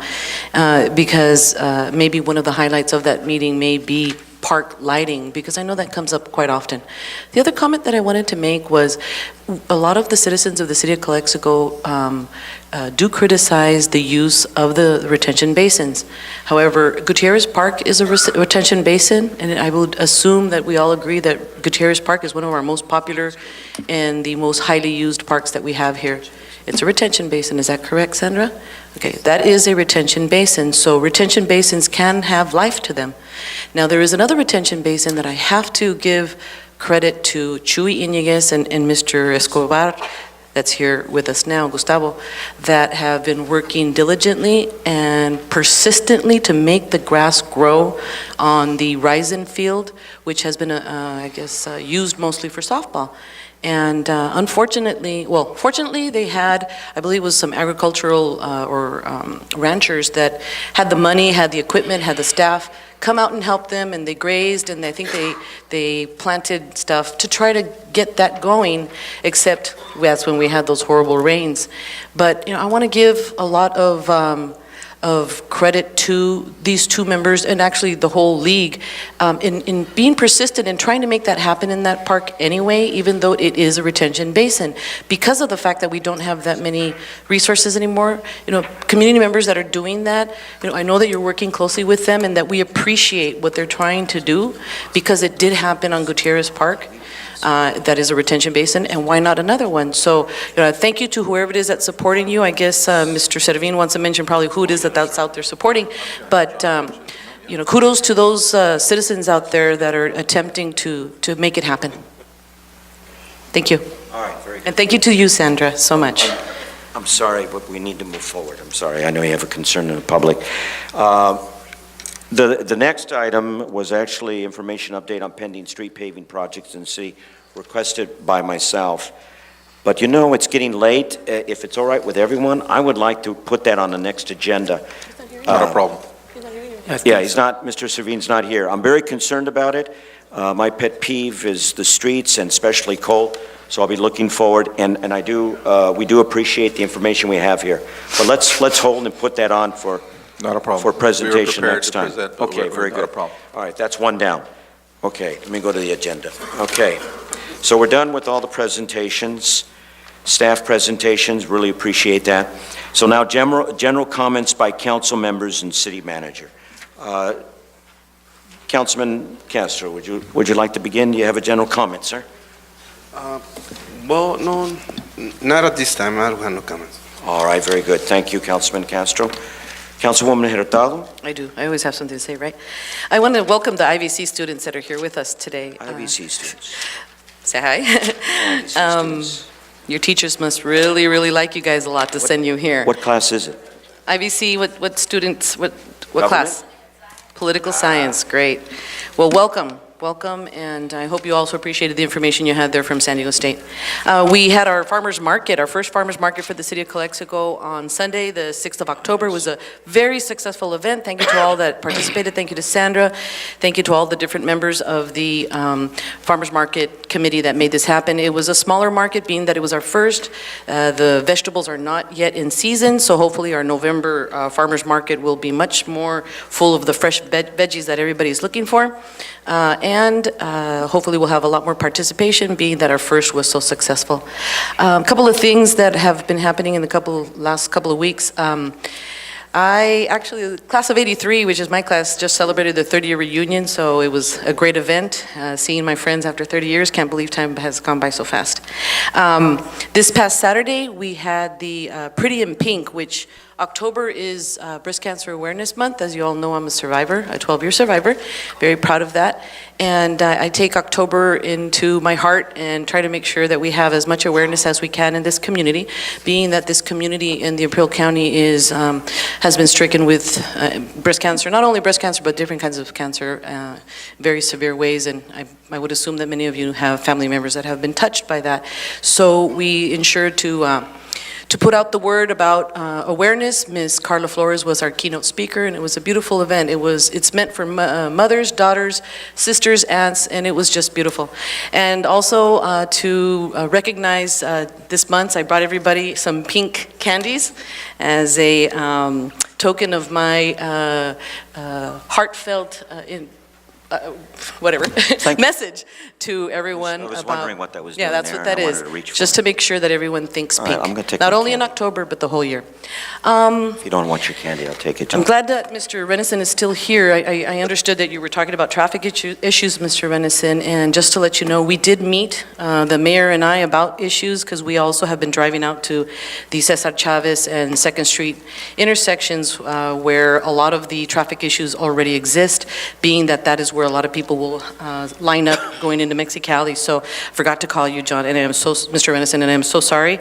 But when we do that one more time, because I understand that the mayor It's will Thursday. be meeting with the consul to get also the meetings going with the Mexicali officials. So we'll make sure to contact you. It was real quick, so I really do apologize about that. Again, the JPIA training that we assisted to last week was very informative. I also came back with a lot of knowledge and understanding.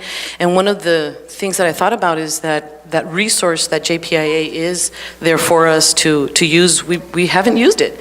And they are there for us to assist us, and they want us to succeed. And I think that we should consistently use those resources that are there to help us and ensure that this body, the council and the administration, moves this city forward with good governance. I also wanted to talk about, let's see, I think that's about it. Let me just make sure. Oh, and on October 26th, the cheer competition will be held at the Southwest School, the Imperial Valley Cheer Competition. I will be the MC for that. It's a big job. It's the second year that I've been asked to do that. So anyone who has kids that are in sports or in cheer, wants to come out and have a good time, it'll be on Sunday, October the 26th. Thank you. That's it.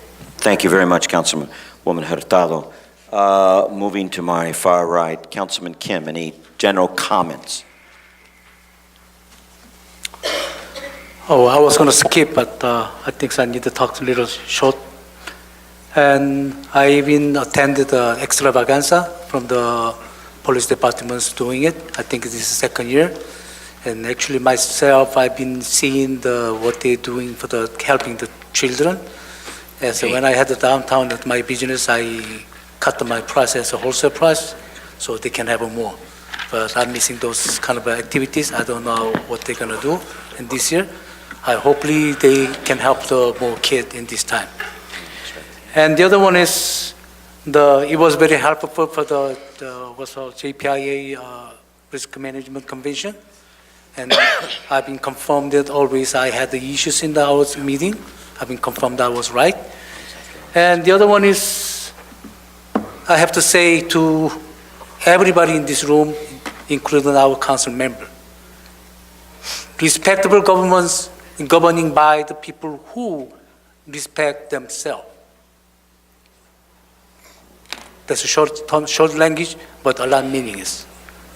If we don't understand, or if we don't learn how respect by myself, and we cannot respect anybody. Please do respect ourselves to governing our city with the futurable. Thank you. Very good. Thank you, Councilman Kim. It's a nice comment.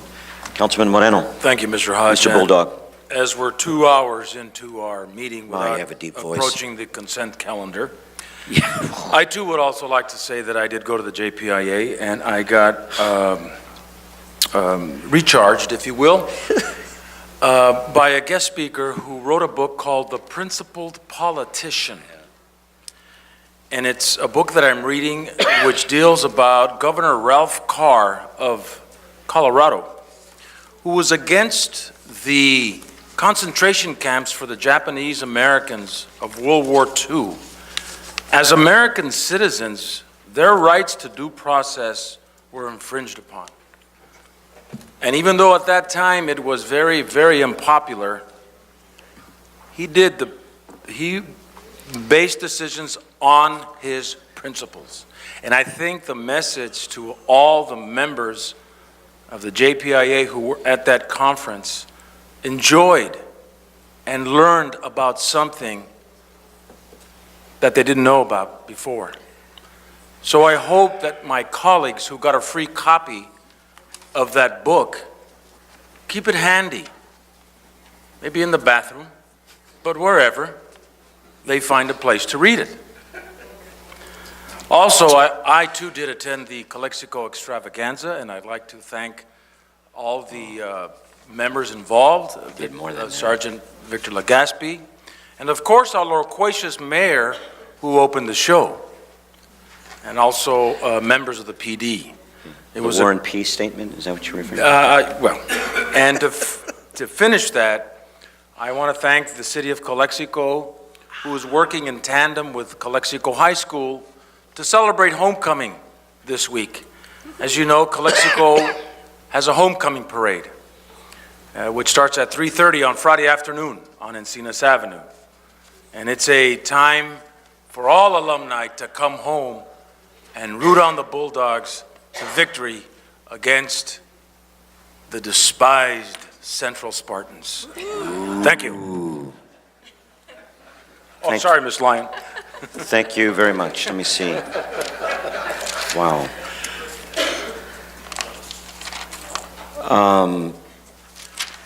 It's been reiterated over and over again, and I appreciate the sessions at the JPIA. I haven't missed anybody, right? Okay. I need to say this. Take it as you like, but I'm going to say it as mayor, and I'm going to say it personally. I'm going to tell you straight what I believe and what I feel. I will not pay attention to any of the slander accusations, the negative past of individuals, only except if it has anything to do with the legality or liability of the city. I'm talking about all this drama by people in our community, and I believe it's very immature and counterproductive. And I'm telling you as mayor, I will not be a part of it. I'm not looking at Facebook. I don't want to listen to all that. Don't address me on any of that, okay? There are people that I believe, you may not like what I'm going to say, but really, truly, even though they complain us, they thrive on that drama. They thrive on that drama. It's better than a novella. I am personally tired of it. That's not what we're here for, especially on Facebook. I'm going to only focus and work on the issues and policies that impact the city. I'm speaking more for myself, but I know my fellow councilmen feel the same way. My vote is solely based and determined on what I believe is the greater good for the majority of the community, all right? And yes, I give special attention to the greater good for our seniors and children and the poor. That's where my heart is. Now, I am asking, I got this good idea. I'm imploring that the people in Calexico, why don't we have a moratorium on all that crap that's interexchanged on Facebook? I'm sorry. Why don't we have a different perspective? Why don't we start saying good things about people and good things about the community? This is a difficult position, and you know, I'm thinking about former Mayor John Moreno. And John, I'm going to apologize to you because I used to criticize you, Mr. Goody-Goody Two-Shoes, Mr. Disneyland, all Mr. Positive, and I was sitting over here and trying to find the vigilance and the negativity, but I understand what you meant. I understand what you meant. That's not to mean that we not stop being critical and vigilant about our problems, but allow us to focus on the policies. I am not going to make judgment. I don't want to hear any more about personalities or people. I'm here to focus on the issues, and that's what I'm going to do. That's what I'm going to do, because I'm tired of it. Okay, that's my comment. I'm sorry that it was negative, but it had to be said. As we move forward, just a reminder as mayor, when we get in a discussion, council members, I am going to allow 3 minutes for each individual. And each one needs to take they need to have their opportunity to say before there's a second round, and that second round will hold to 2 minutes. Now, if you don't like that, you have the right as a council to appeal that. And I need to respect your appeal and your vote. It takes 3 votes. Remember, council members, please, let's not interrupt each other. And I ask you kindly to address the mayor to speak when you want in discussion. And let's please be civil, mature, and respectful to each other. Calexico, somos familia. We need to move on. Let's approve and look at the item. So, last, city manager, any comments? I'll keep it brief since we have quite an agenda to go through. I'll start with the positive, and that is that within the last week and a half or so, and I was going to mention it during Sandra's report, I went ahead and signed an emergency PO in order to clean up, and hopefully you'll see the difference in Heber Park, Las Casitas Park, and the American Legion Field. We went ahead and contracted out, and the work should have been done this last Saturday, so if you go out there, you'll see that those have been taken care of. Unfortunately, we are limited in staff, but it needed to be done, so I went ahead and signed that so we could get that out of the way. The other thing I want to let you know is we're reviewing all of our infrastructure. For the longest time, our infrastructure has not been reviewed, and so there's some work to be done on infrastructure for the city, a lot of infrastructure that you do not see because it's underneath the ground, such as water lines and sewer lines. And so you may have noticed that about a week and a half ago, we had a collapsed sewer line that was just north of Highway 98 and on Meadows, kind of just north of El Sol. There was a lot of work that was being done there. That was a sewer line, a 12-inch sewer line that collapsed on us, and that was about 15 feet deep. So we are beginning to review all of our infrastructure because what you don't see on the ground sometimes can be very serious. So we're reviewing all of our infrastructure, especially the one underneath the ground. That's all I have, Mayor. Thank you, Mr. City Manager. Now we move on to consent items. There are 6. Is there a motion? Motion to approve all 6. Sir, Mr. Mayor, there is a couple of issues with the minutes. Okay, Councilwoman. If you'd like to entertain the minutes of the meeting of the 16th of April. Okay. Can we pull out? Is the date Please don't that interrupt. we had our State of the City. And the minutes indicate that you were chair, however, I was still chair and I made that presentation. All right. So I think that needs to be corrected. All right, very good. And then on the minutes, I just noticed now, on the minutes of the 9th day of September, April. it indicates that I was absent, and then I don't know how this happened, but I came back or something to approve the agenda. Look at that. On what date? On the September 13th minutes, it indicates that I was absent. And that's not true? And then, well, I don't remember. I know there was one day that I did not come because I was in training. And, this was the storm, the update on the storm event day. I wasn't here, but it says that the approval of agenda was made, the motion was made by myself. Yeah, so I think that needs to be changed. So, I'm sorry. I just wanted to make sure that we register our minutes correctly. I'd like to make the motion to postpone the table for the next meeting, for the number 1.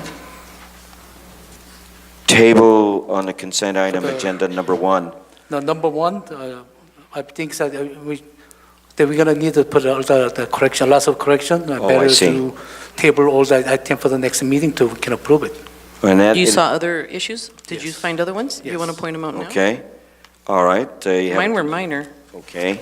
In that, number 1 is the approval of City Council Redevelopment Agency Successor Authority minutes for the regular meeting of September 3rd and April 16th and September 9th and 5th. So you're saying we need some time to look at that, make some corrections? Yes. I'm fine to table that. Is anybody else? I'm agreed to. Okay. Table? Table. Okay, all right. Thank you, Councilman. I think it's important to point Kim. out those errors or... Absolutely.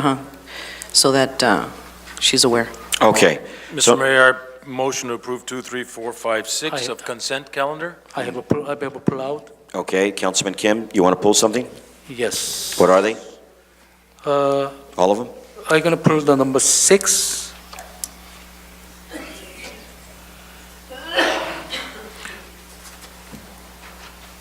Yeah, I'm gonna put the number 6 and number 3. And number 3. The other one, I'm just gonna let it go. Okay. We're tabled 1. So is there a motion?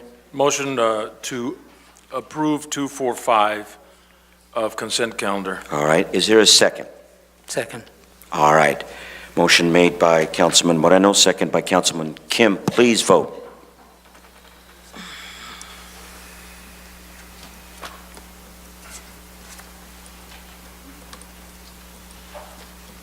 One more. There it is. Come on, Kim. Come on. There you go. Okay. All right, very good. So we've tabled number 1, and Councilman Kim have pulled number 3 and 6. So the floor is yours on item number 3. Okay, this is a quick question and quick issues. The one thing is, this is a new project, isn't it? That's correct. And I believe this location on the what's called the next of the family apartments on the Meadow Drive? It is on Meadows Drive, just west of the existing apartments on the south side. Yes, but the existing apartments, family apartments, what I heard that they sold it, The existing apartments that which they is Meadow sold, family apartments? I have no idea if they sold them. You don't have it? Would you Normally, check there's for a the requirement, if it's an affordable housing project and it's assisted project, they have a 15-year requirement for affordability. After that, they can sell them, but they still have to retain the affordability for, I believe it's 45 years or something like that. I see. So, But it doesn't fall within our purview whether they sold them or not, as long as they follow the federal guidelines. so since it was the same company does, actually it's not the same company, we don't have a company yet, but we have similar project going on. Would you keep an eye on the project? Yeah, we can certainly keep an eye, but I just want to make sure everybody understands that we have no say-so on whether they sell them or not, Okay. as long as they follow the federal regulations. Sure. And the main issues is, I believe we're going to have a contract to assist it for the grand operations, grand management. Am I correct? That's correct. They help us under number 6, home setup, project setup. This is what the consultant does, and it's a very complicated process by which we're required to, the main thing is to set up a binder for each of the individuals that are going to go in there, and there's a lot of federal regulations involved. And so we hire a subcontractor to go ahead and allow us to do that, because you basically need an expert to do this. Our staff is not capable, and we don't have the staff at this point, even if we wanted to be able to do it in staff. Well, I believe that we have a lot of project going on. That money we're spending with the other company or consultant, we can hire our own staff to handle those cases. Yeah, but when you're talking about this type of project, you're really talking about specialists. I mean, it's very difficult to find these people. This is what they do for a living. And so that's why we hire them, because that's what they do. Okay, my intention is try to create more job for our staff in the city employees, and we can handle ourselves. All right. Thank you for item number 3. Once again, Councilman Kim, we go to item number 6, which is approval for authorization. Number 3 first. No? Oh, that's right. I'm sorry. We have to approve item number 3. Motion to approve. All right. Second? Yeah.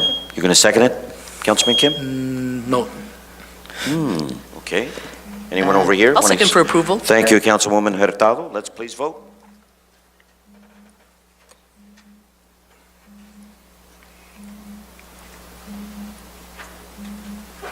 Motion passes 4-1. Dissent is Councilman Kim. Councilman Kim, we move now on to your item that you pulled, number 6, approval of authorization for the expenditure of $23,601.12 for the workstations for the Public Safety Dispatch Center upgrade. Well, I myself went into the dispatch room to see the console. I can have it explained, but they didn't know about that. But what I realized I almost forgot last time, they have a filthy carpet. Filthy. It has nothing to do with the Not only stations. filthy. Okay. And I believe that when we do, and also they have issues on the air circulations, I believe when we do removing the console, we might as well to change the carpet together. Okay, so... It's an easy and less Right. costly I job. want you to stick to the point, but Yeah. I understand your the interconnection here. Yeah, When they're going to move the workstations, you're urging to change the carpet? Yes, together, when they do it together. All right, That's my recommendations. I'll make the motion to approve it. all right. The Second. motion to approve. Councilman Kim, is there a second? Second. Councilman Castro, please vote.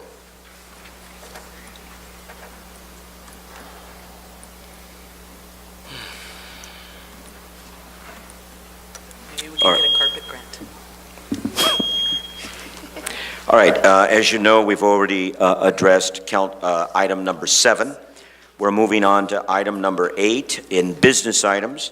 It's the approval of a resolution of the City Council of the City of Calexico acting as the legislative body of Community Facilities District number 2013-1, Grand Plaza, authorizing the issuance, of its improvement area number 1 special tax bonds in a principal amount not to exceed $7 million, and approving certain documents and taking other certain actions in connection thereof.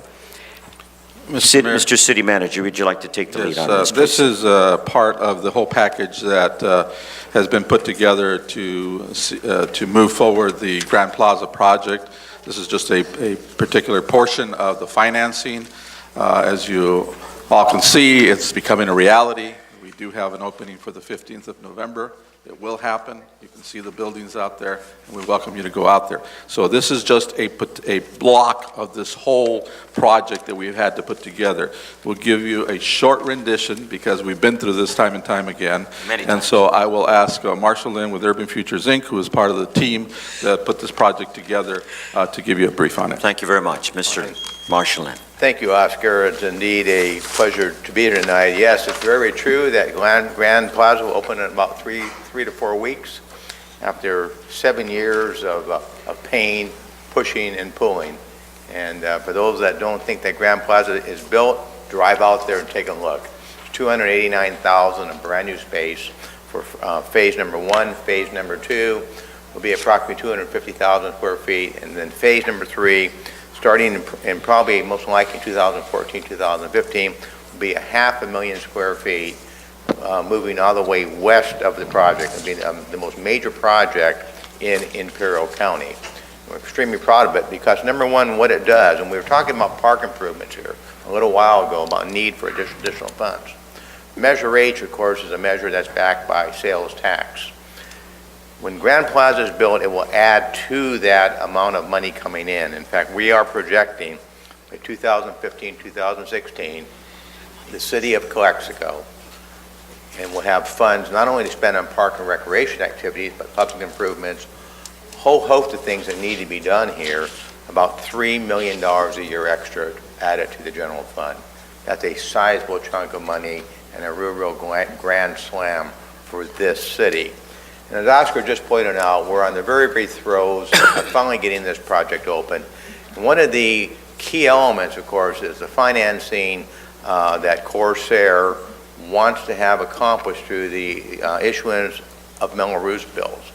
The council will recall that on March 21st of this year that the Grand Plaza submitted a petition requesting that the City Council initiate proceedings to establish a CFD to be known as Community Facilities District 20-13 Grand Plaza, and to designate 2 project areas, Improvement 1 and Improvement Area 2, within the boundaries that are shown on the rated method, which is on file in the office of the city clerk.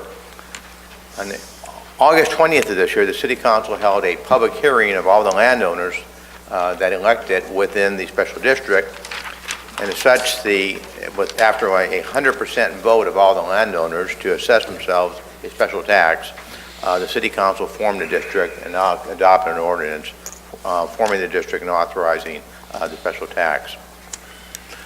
City Council will recall that the proceeds of the CFD bonds will be used to make certain public improvements and, more importantly, to pay city fees that are due to the city.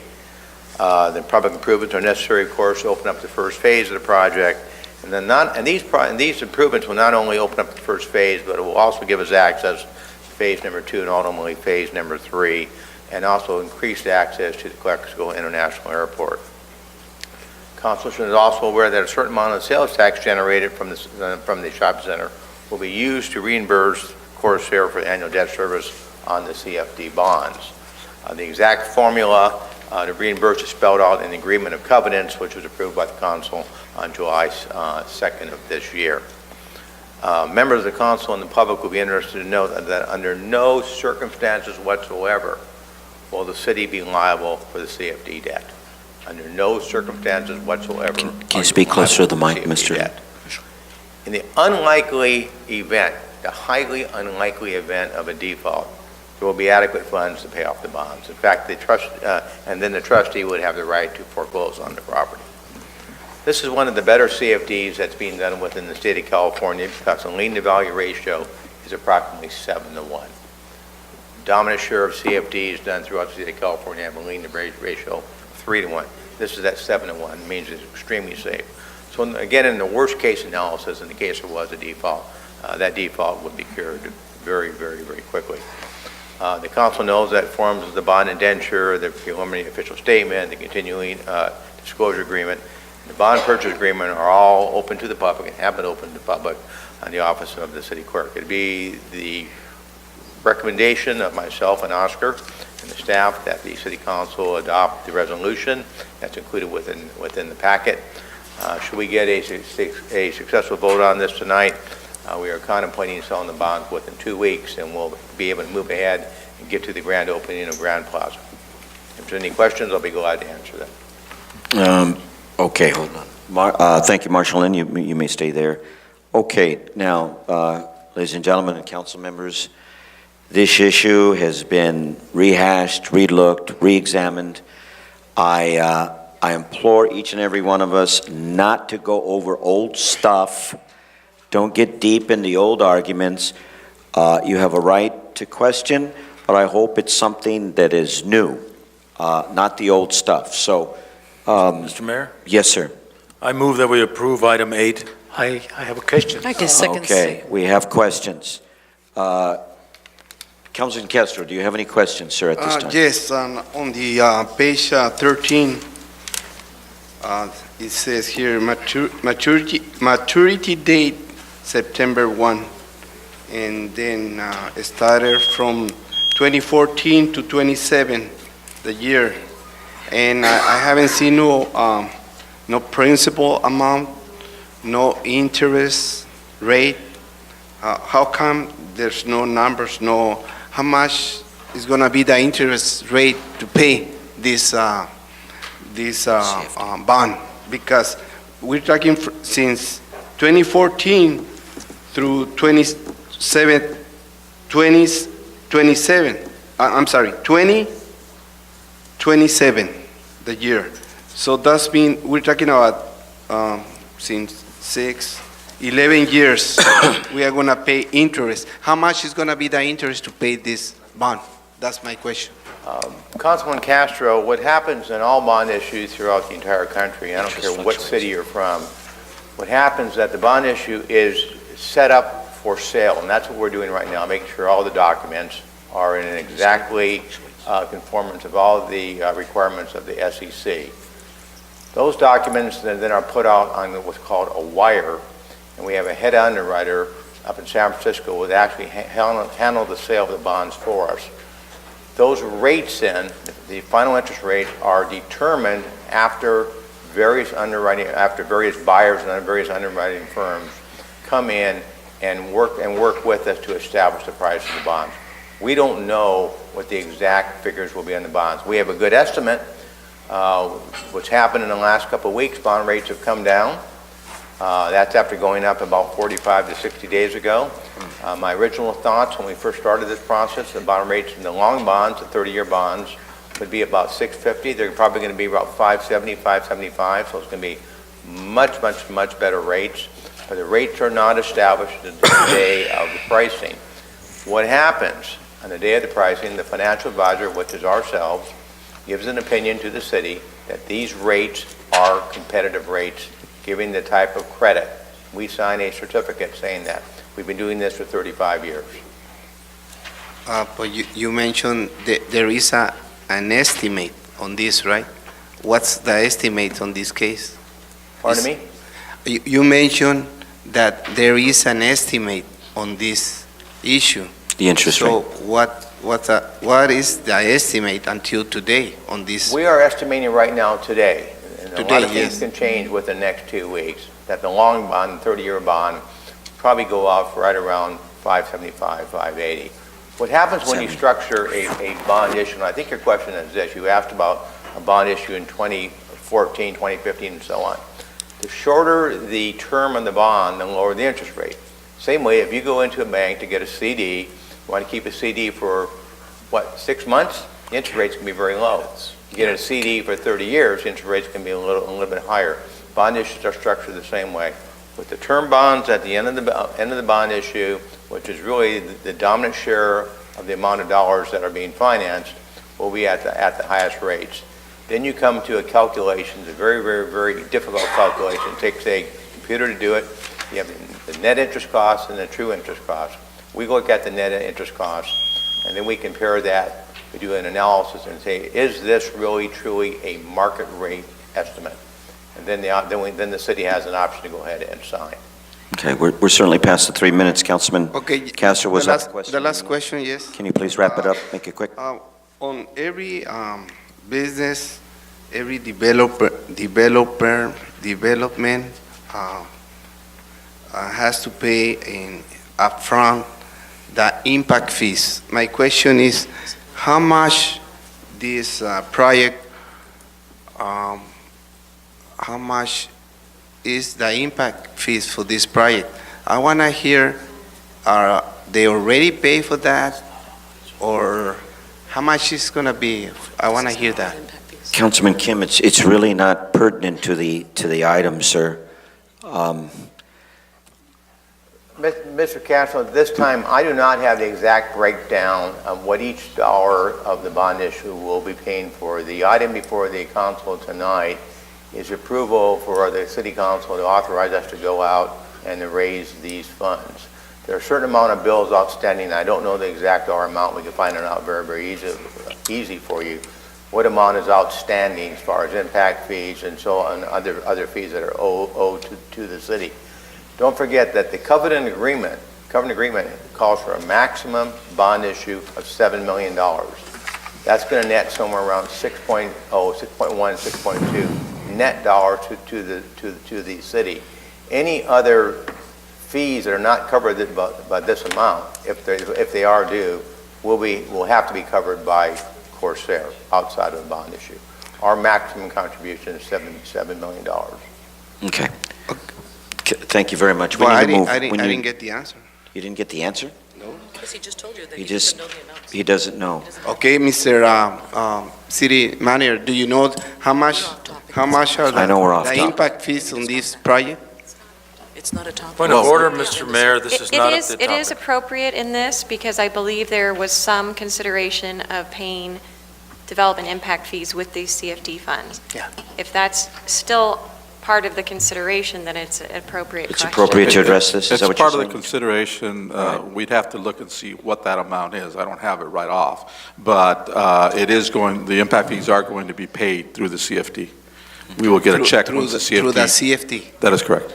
Okay, but dating until today, we didn't receive no impact fees from Grand Plaza. That's my question. That's correct. It's paid That is under the correct. CFD. That is correct. It's paid That under is the correct. CFD. Okay, thank you. It will be paid under the CFD. Okay, thank you. Councilwoman Hurtado, but once again, please, council members, let's stick to the item. Let's not rehash old arguments. I am not going to permit that we go down that road and get all tied up. It's late. Councilwoman Hurtado. You're right, because we've been watching and understanding the numbers and the scenarios for this project for the last 3 years in my case and in your case, Mr. Hodge. And maybe the members that have been here longer than you and I have known about the specifics of this project and the numbers that we're working with for a very, very, very long time. I only have 2 comments: jobs and sales tax. Those are the two things that this project is going to bring. Again, we've been very involved, and thank you very much, Marshall, and the staff, Mr. Rodriguez, for their hard work. We've gone by the project, and we see that it has now signs. It's got the swoosh, the Nike swoosh, Old Navy. I think there was one more. And yesterday morning, I drove there, and it's just so awesome to see when you drive up that hill and you can see, and the road's not done yet. They've only got the left side done as you're going up. The right side's still being done, I believe, today. But it's just an awesome thing to see that. It's just magnificent. I had a visit from the city manager of Hopeville, and he basically admitted he's jealous. So that's good. And the city of Calexico will be on the map with this project. And so they're complicated deals, there are complicated issues that we go through in order to make sure that this developer sees Calexico with the potential that it really does have. So as far as what we have managed here to put through as the deal, the project, the CFDs and all of that, it's absolutely necessary in order to be able to receive the results, which is what Calexico desperately needs. Thank you.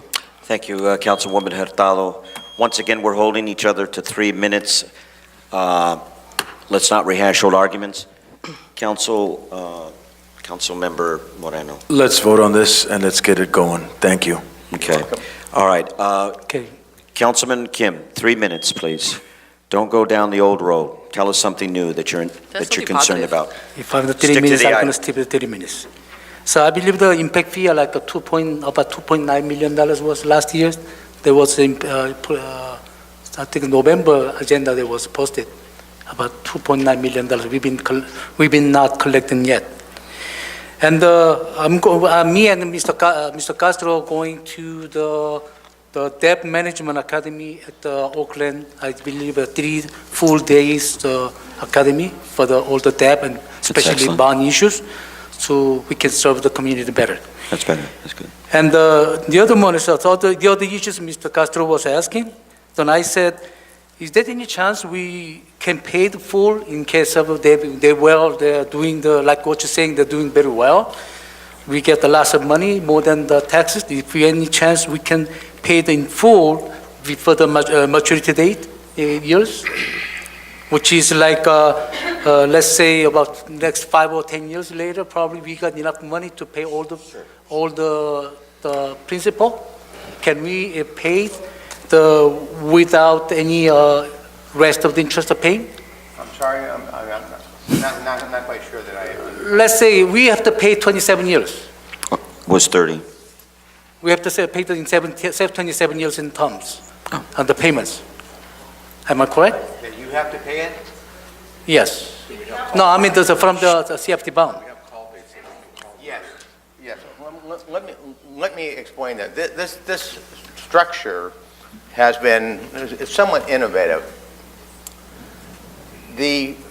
Because of the fact when Grand Plaza opens, you're not going to start getting hundreds of thousands of dollars sales tax the first week, the first month or so on. So we put into the calculation 1 year capitalized interest, which gives them a time to roll forward to get the sales tax up. We've also structured into the bond issue that once this program starts off, and particularly the majority of funds from the outlet mall will come from phase 2, which will start next year. We put in a 5-year call protection as opposed to a 10-year call protection. 99% of bonds done in the United States have a 10-year call protection. We have a 5-year call protection. Now we're paying about 15 to 20 basis points more, but the advantage is this, that if these bonds can be called, if the Grand Plaza performs as to its pro forma, we should be able to pay off these bonds earlier. And the earlier we get these bonds paid off, the more money comes to the city of Calexico. As simple as that. So we've structured it to make sure that we get as much money as we can, as fast as we possibly can. No, what I'm saying is if they be creating a lot of sales taxes, do we have a ability to pay in full before the maturity date? That's what I'm asking. Last question, 3 minutes is up. Wait a minute, though. What you're doing is? I think he's explaining this. You are blocking my right, and blocking the citizens' right. No, sir, we have to have a time limit. Now you do Ask the thing question. again. Councilman Kim, please, direct You the don't like question. it? That's just quiet then. I'm not going to sit here and go over this for 5 hours. How many times have you explained this to him? You have to learn to how to respect yourself. I respect myself.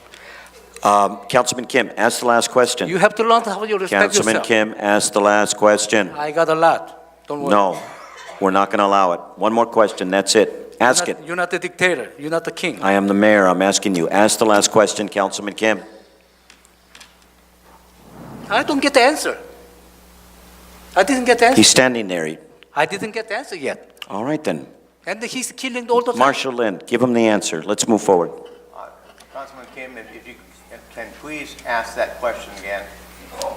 Wow. Wow. Councilman Kim, let me tell you something. My simple question is, can we pay earlier? Hang on a second. We'll pay. Audience, hold on. I was in the military and lost part of my eardrums, okay? Okay, I was military Sometimes I too. have a little bit difficult time hearing up here. So just have a little bit of patience, and I'll have some patience with you, and I'll give you the best answers I possibly can. My simple question, can we pay in full before the time? Without the pay extra interest? We can prepay those bonds anytime that we want to, yes. Okay, Yeah. without any extra paying the rest of the interest? Yeah. Okay, that's a simple question. Okay. All right. Your time is up, Councilman Kim, like everybody else. Is there a motion on this item? So moved. Second, sir. All right, please vote. Thank you, Marshall. Thank you, Marshall. This is our city council, that's why they're running this All way. right, let's look at the vote there. Please vote. Councilman Kim, are you going to vote, sir?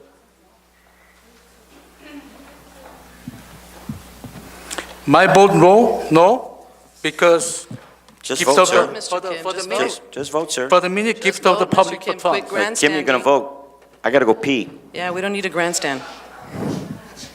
I told you, you need to respect yourself. And Are you that's- voting, Councilman Kim? Thank you. It carries 3-2. Let's take a break, please. Yes. I'm sorry for that comment, but it's frustrating up here. Gift of the public funds. I will bring the record. All right, we've heard that before. All right, you have that? All right, I apologize for that comment, ladies and gentlemen, but it's frustrating. It's late. Okay, let's take a real 5-minute break. Only 5 minutes. We'll come back. We'll move forward.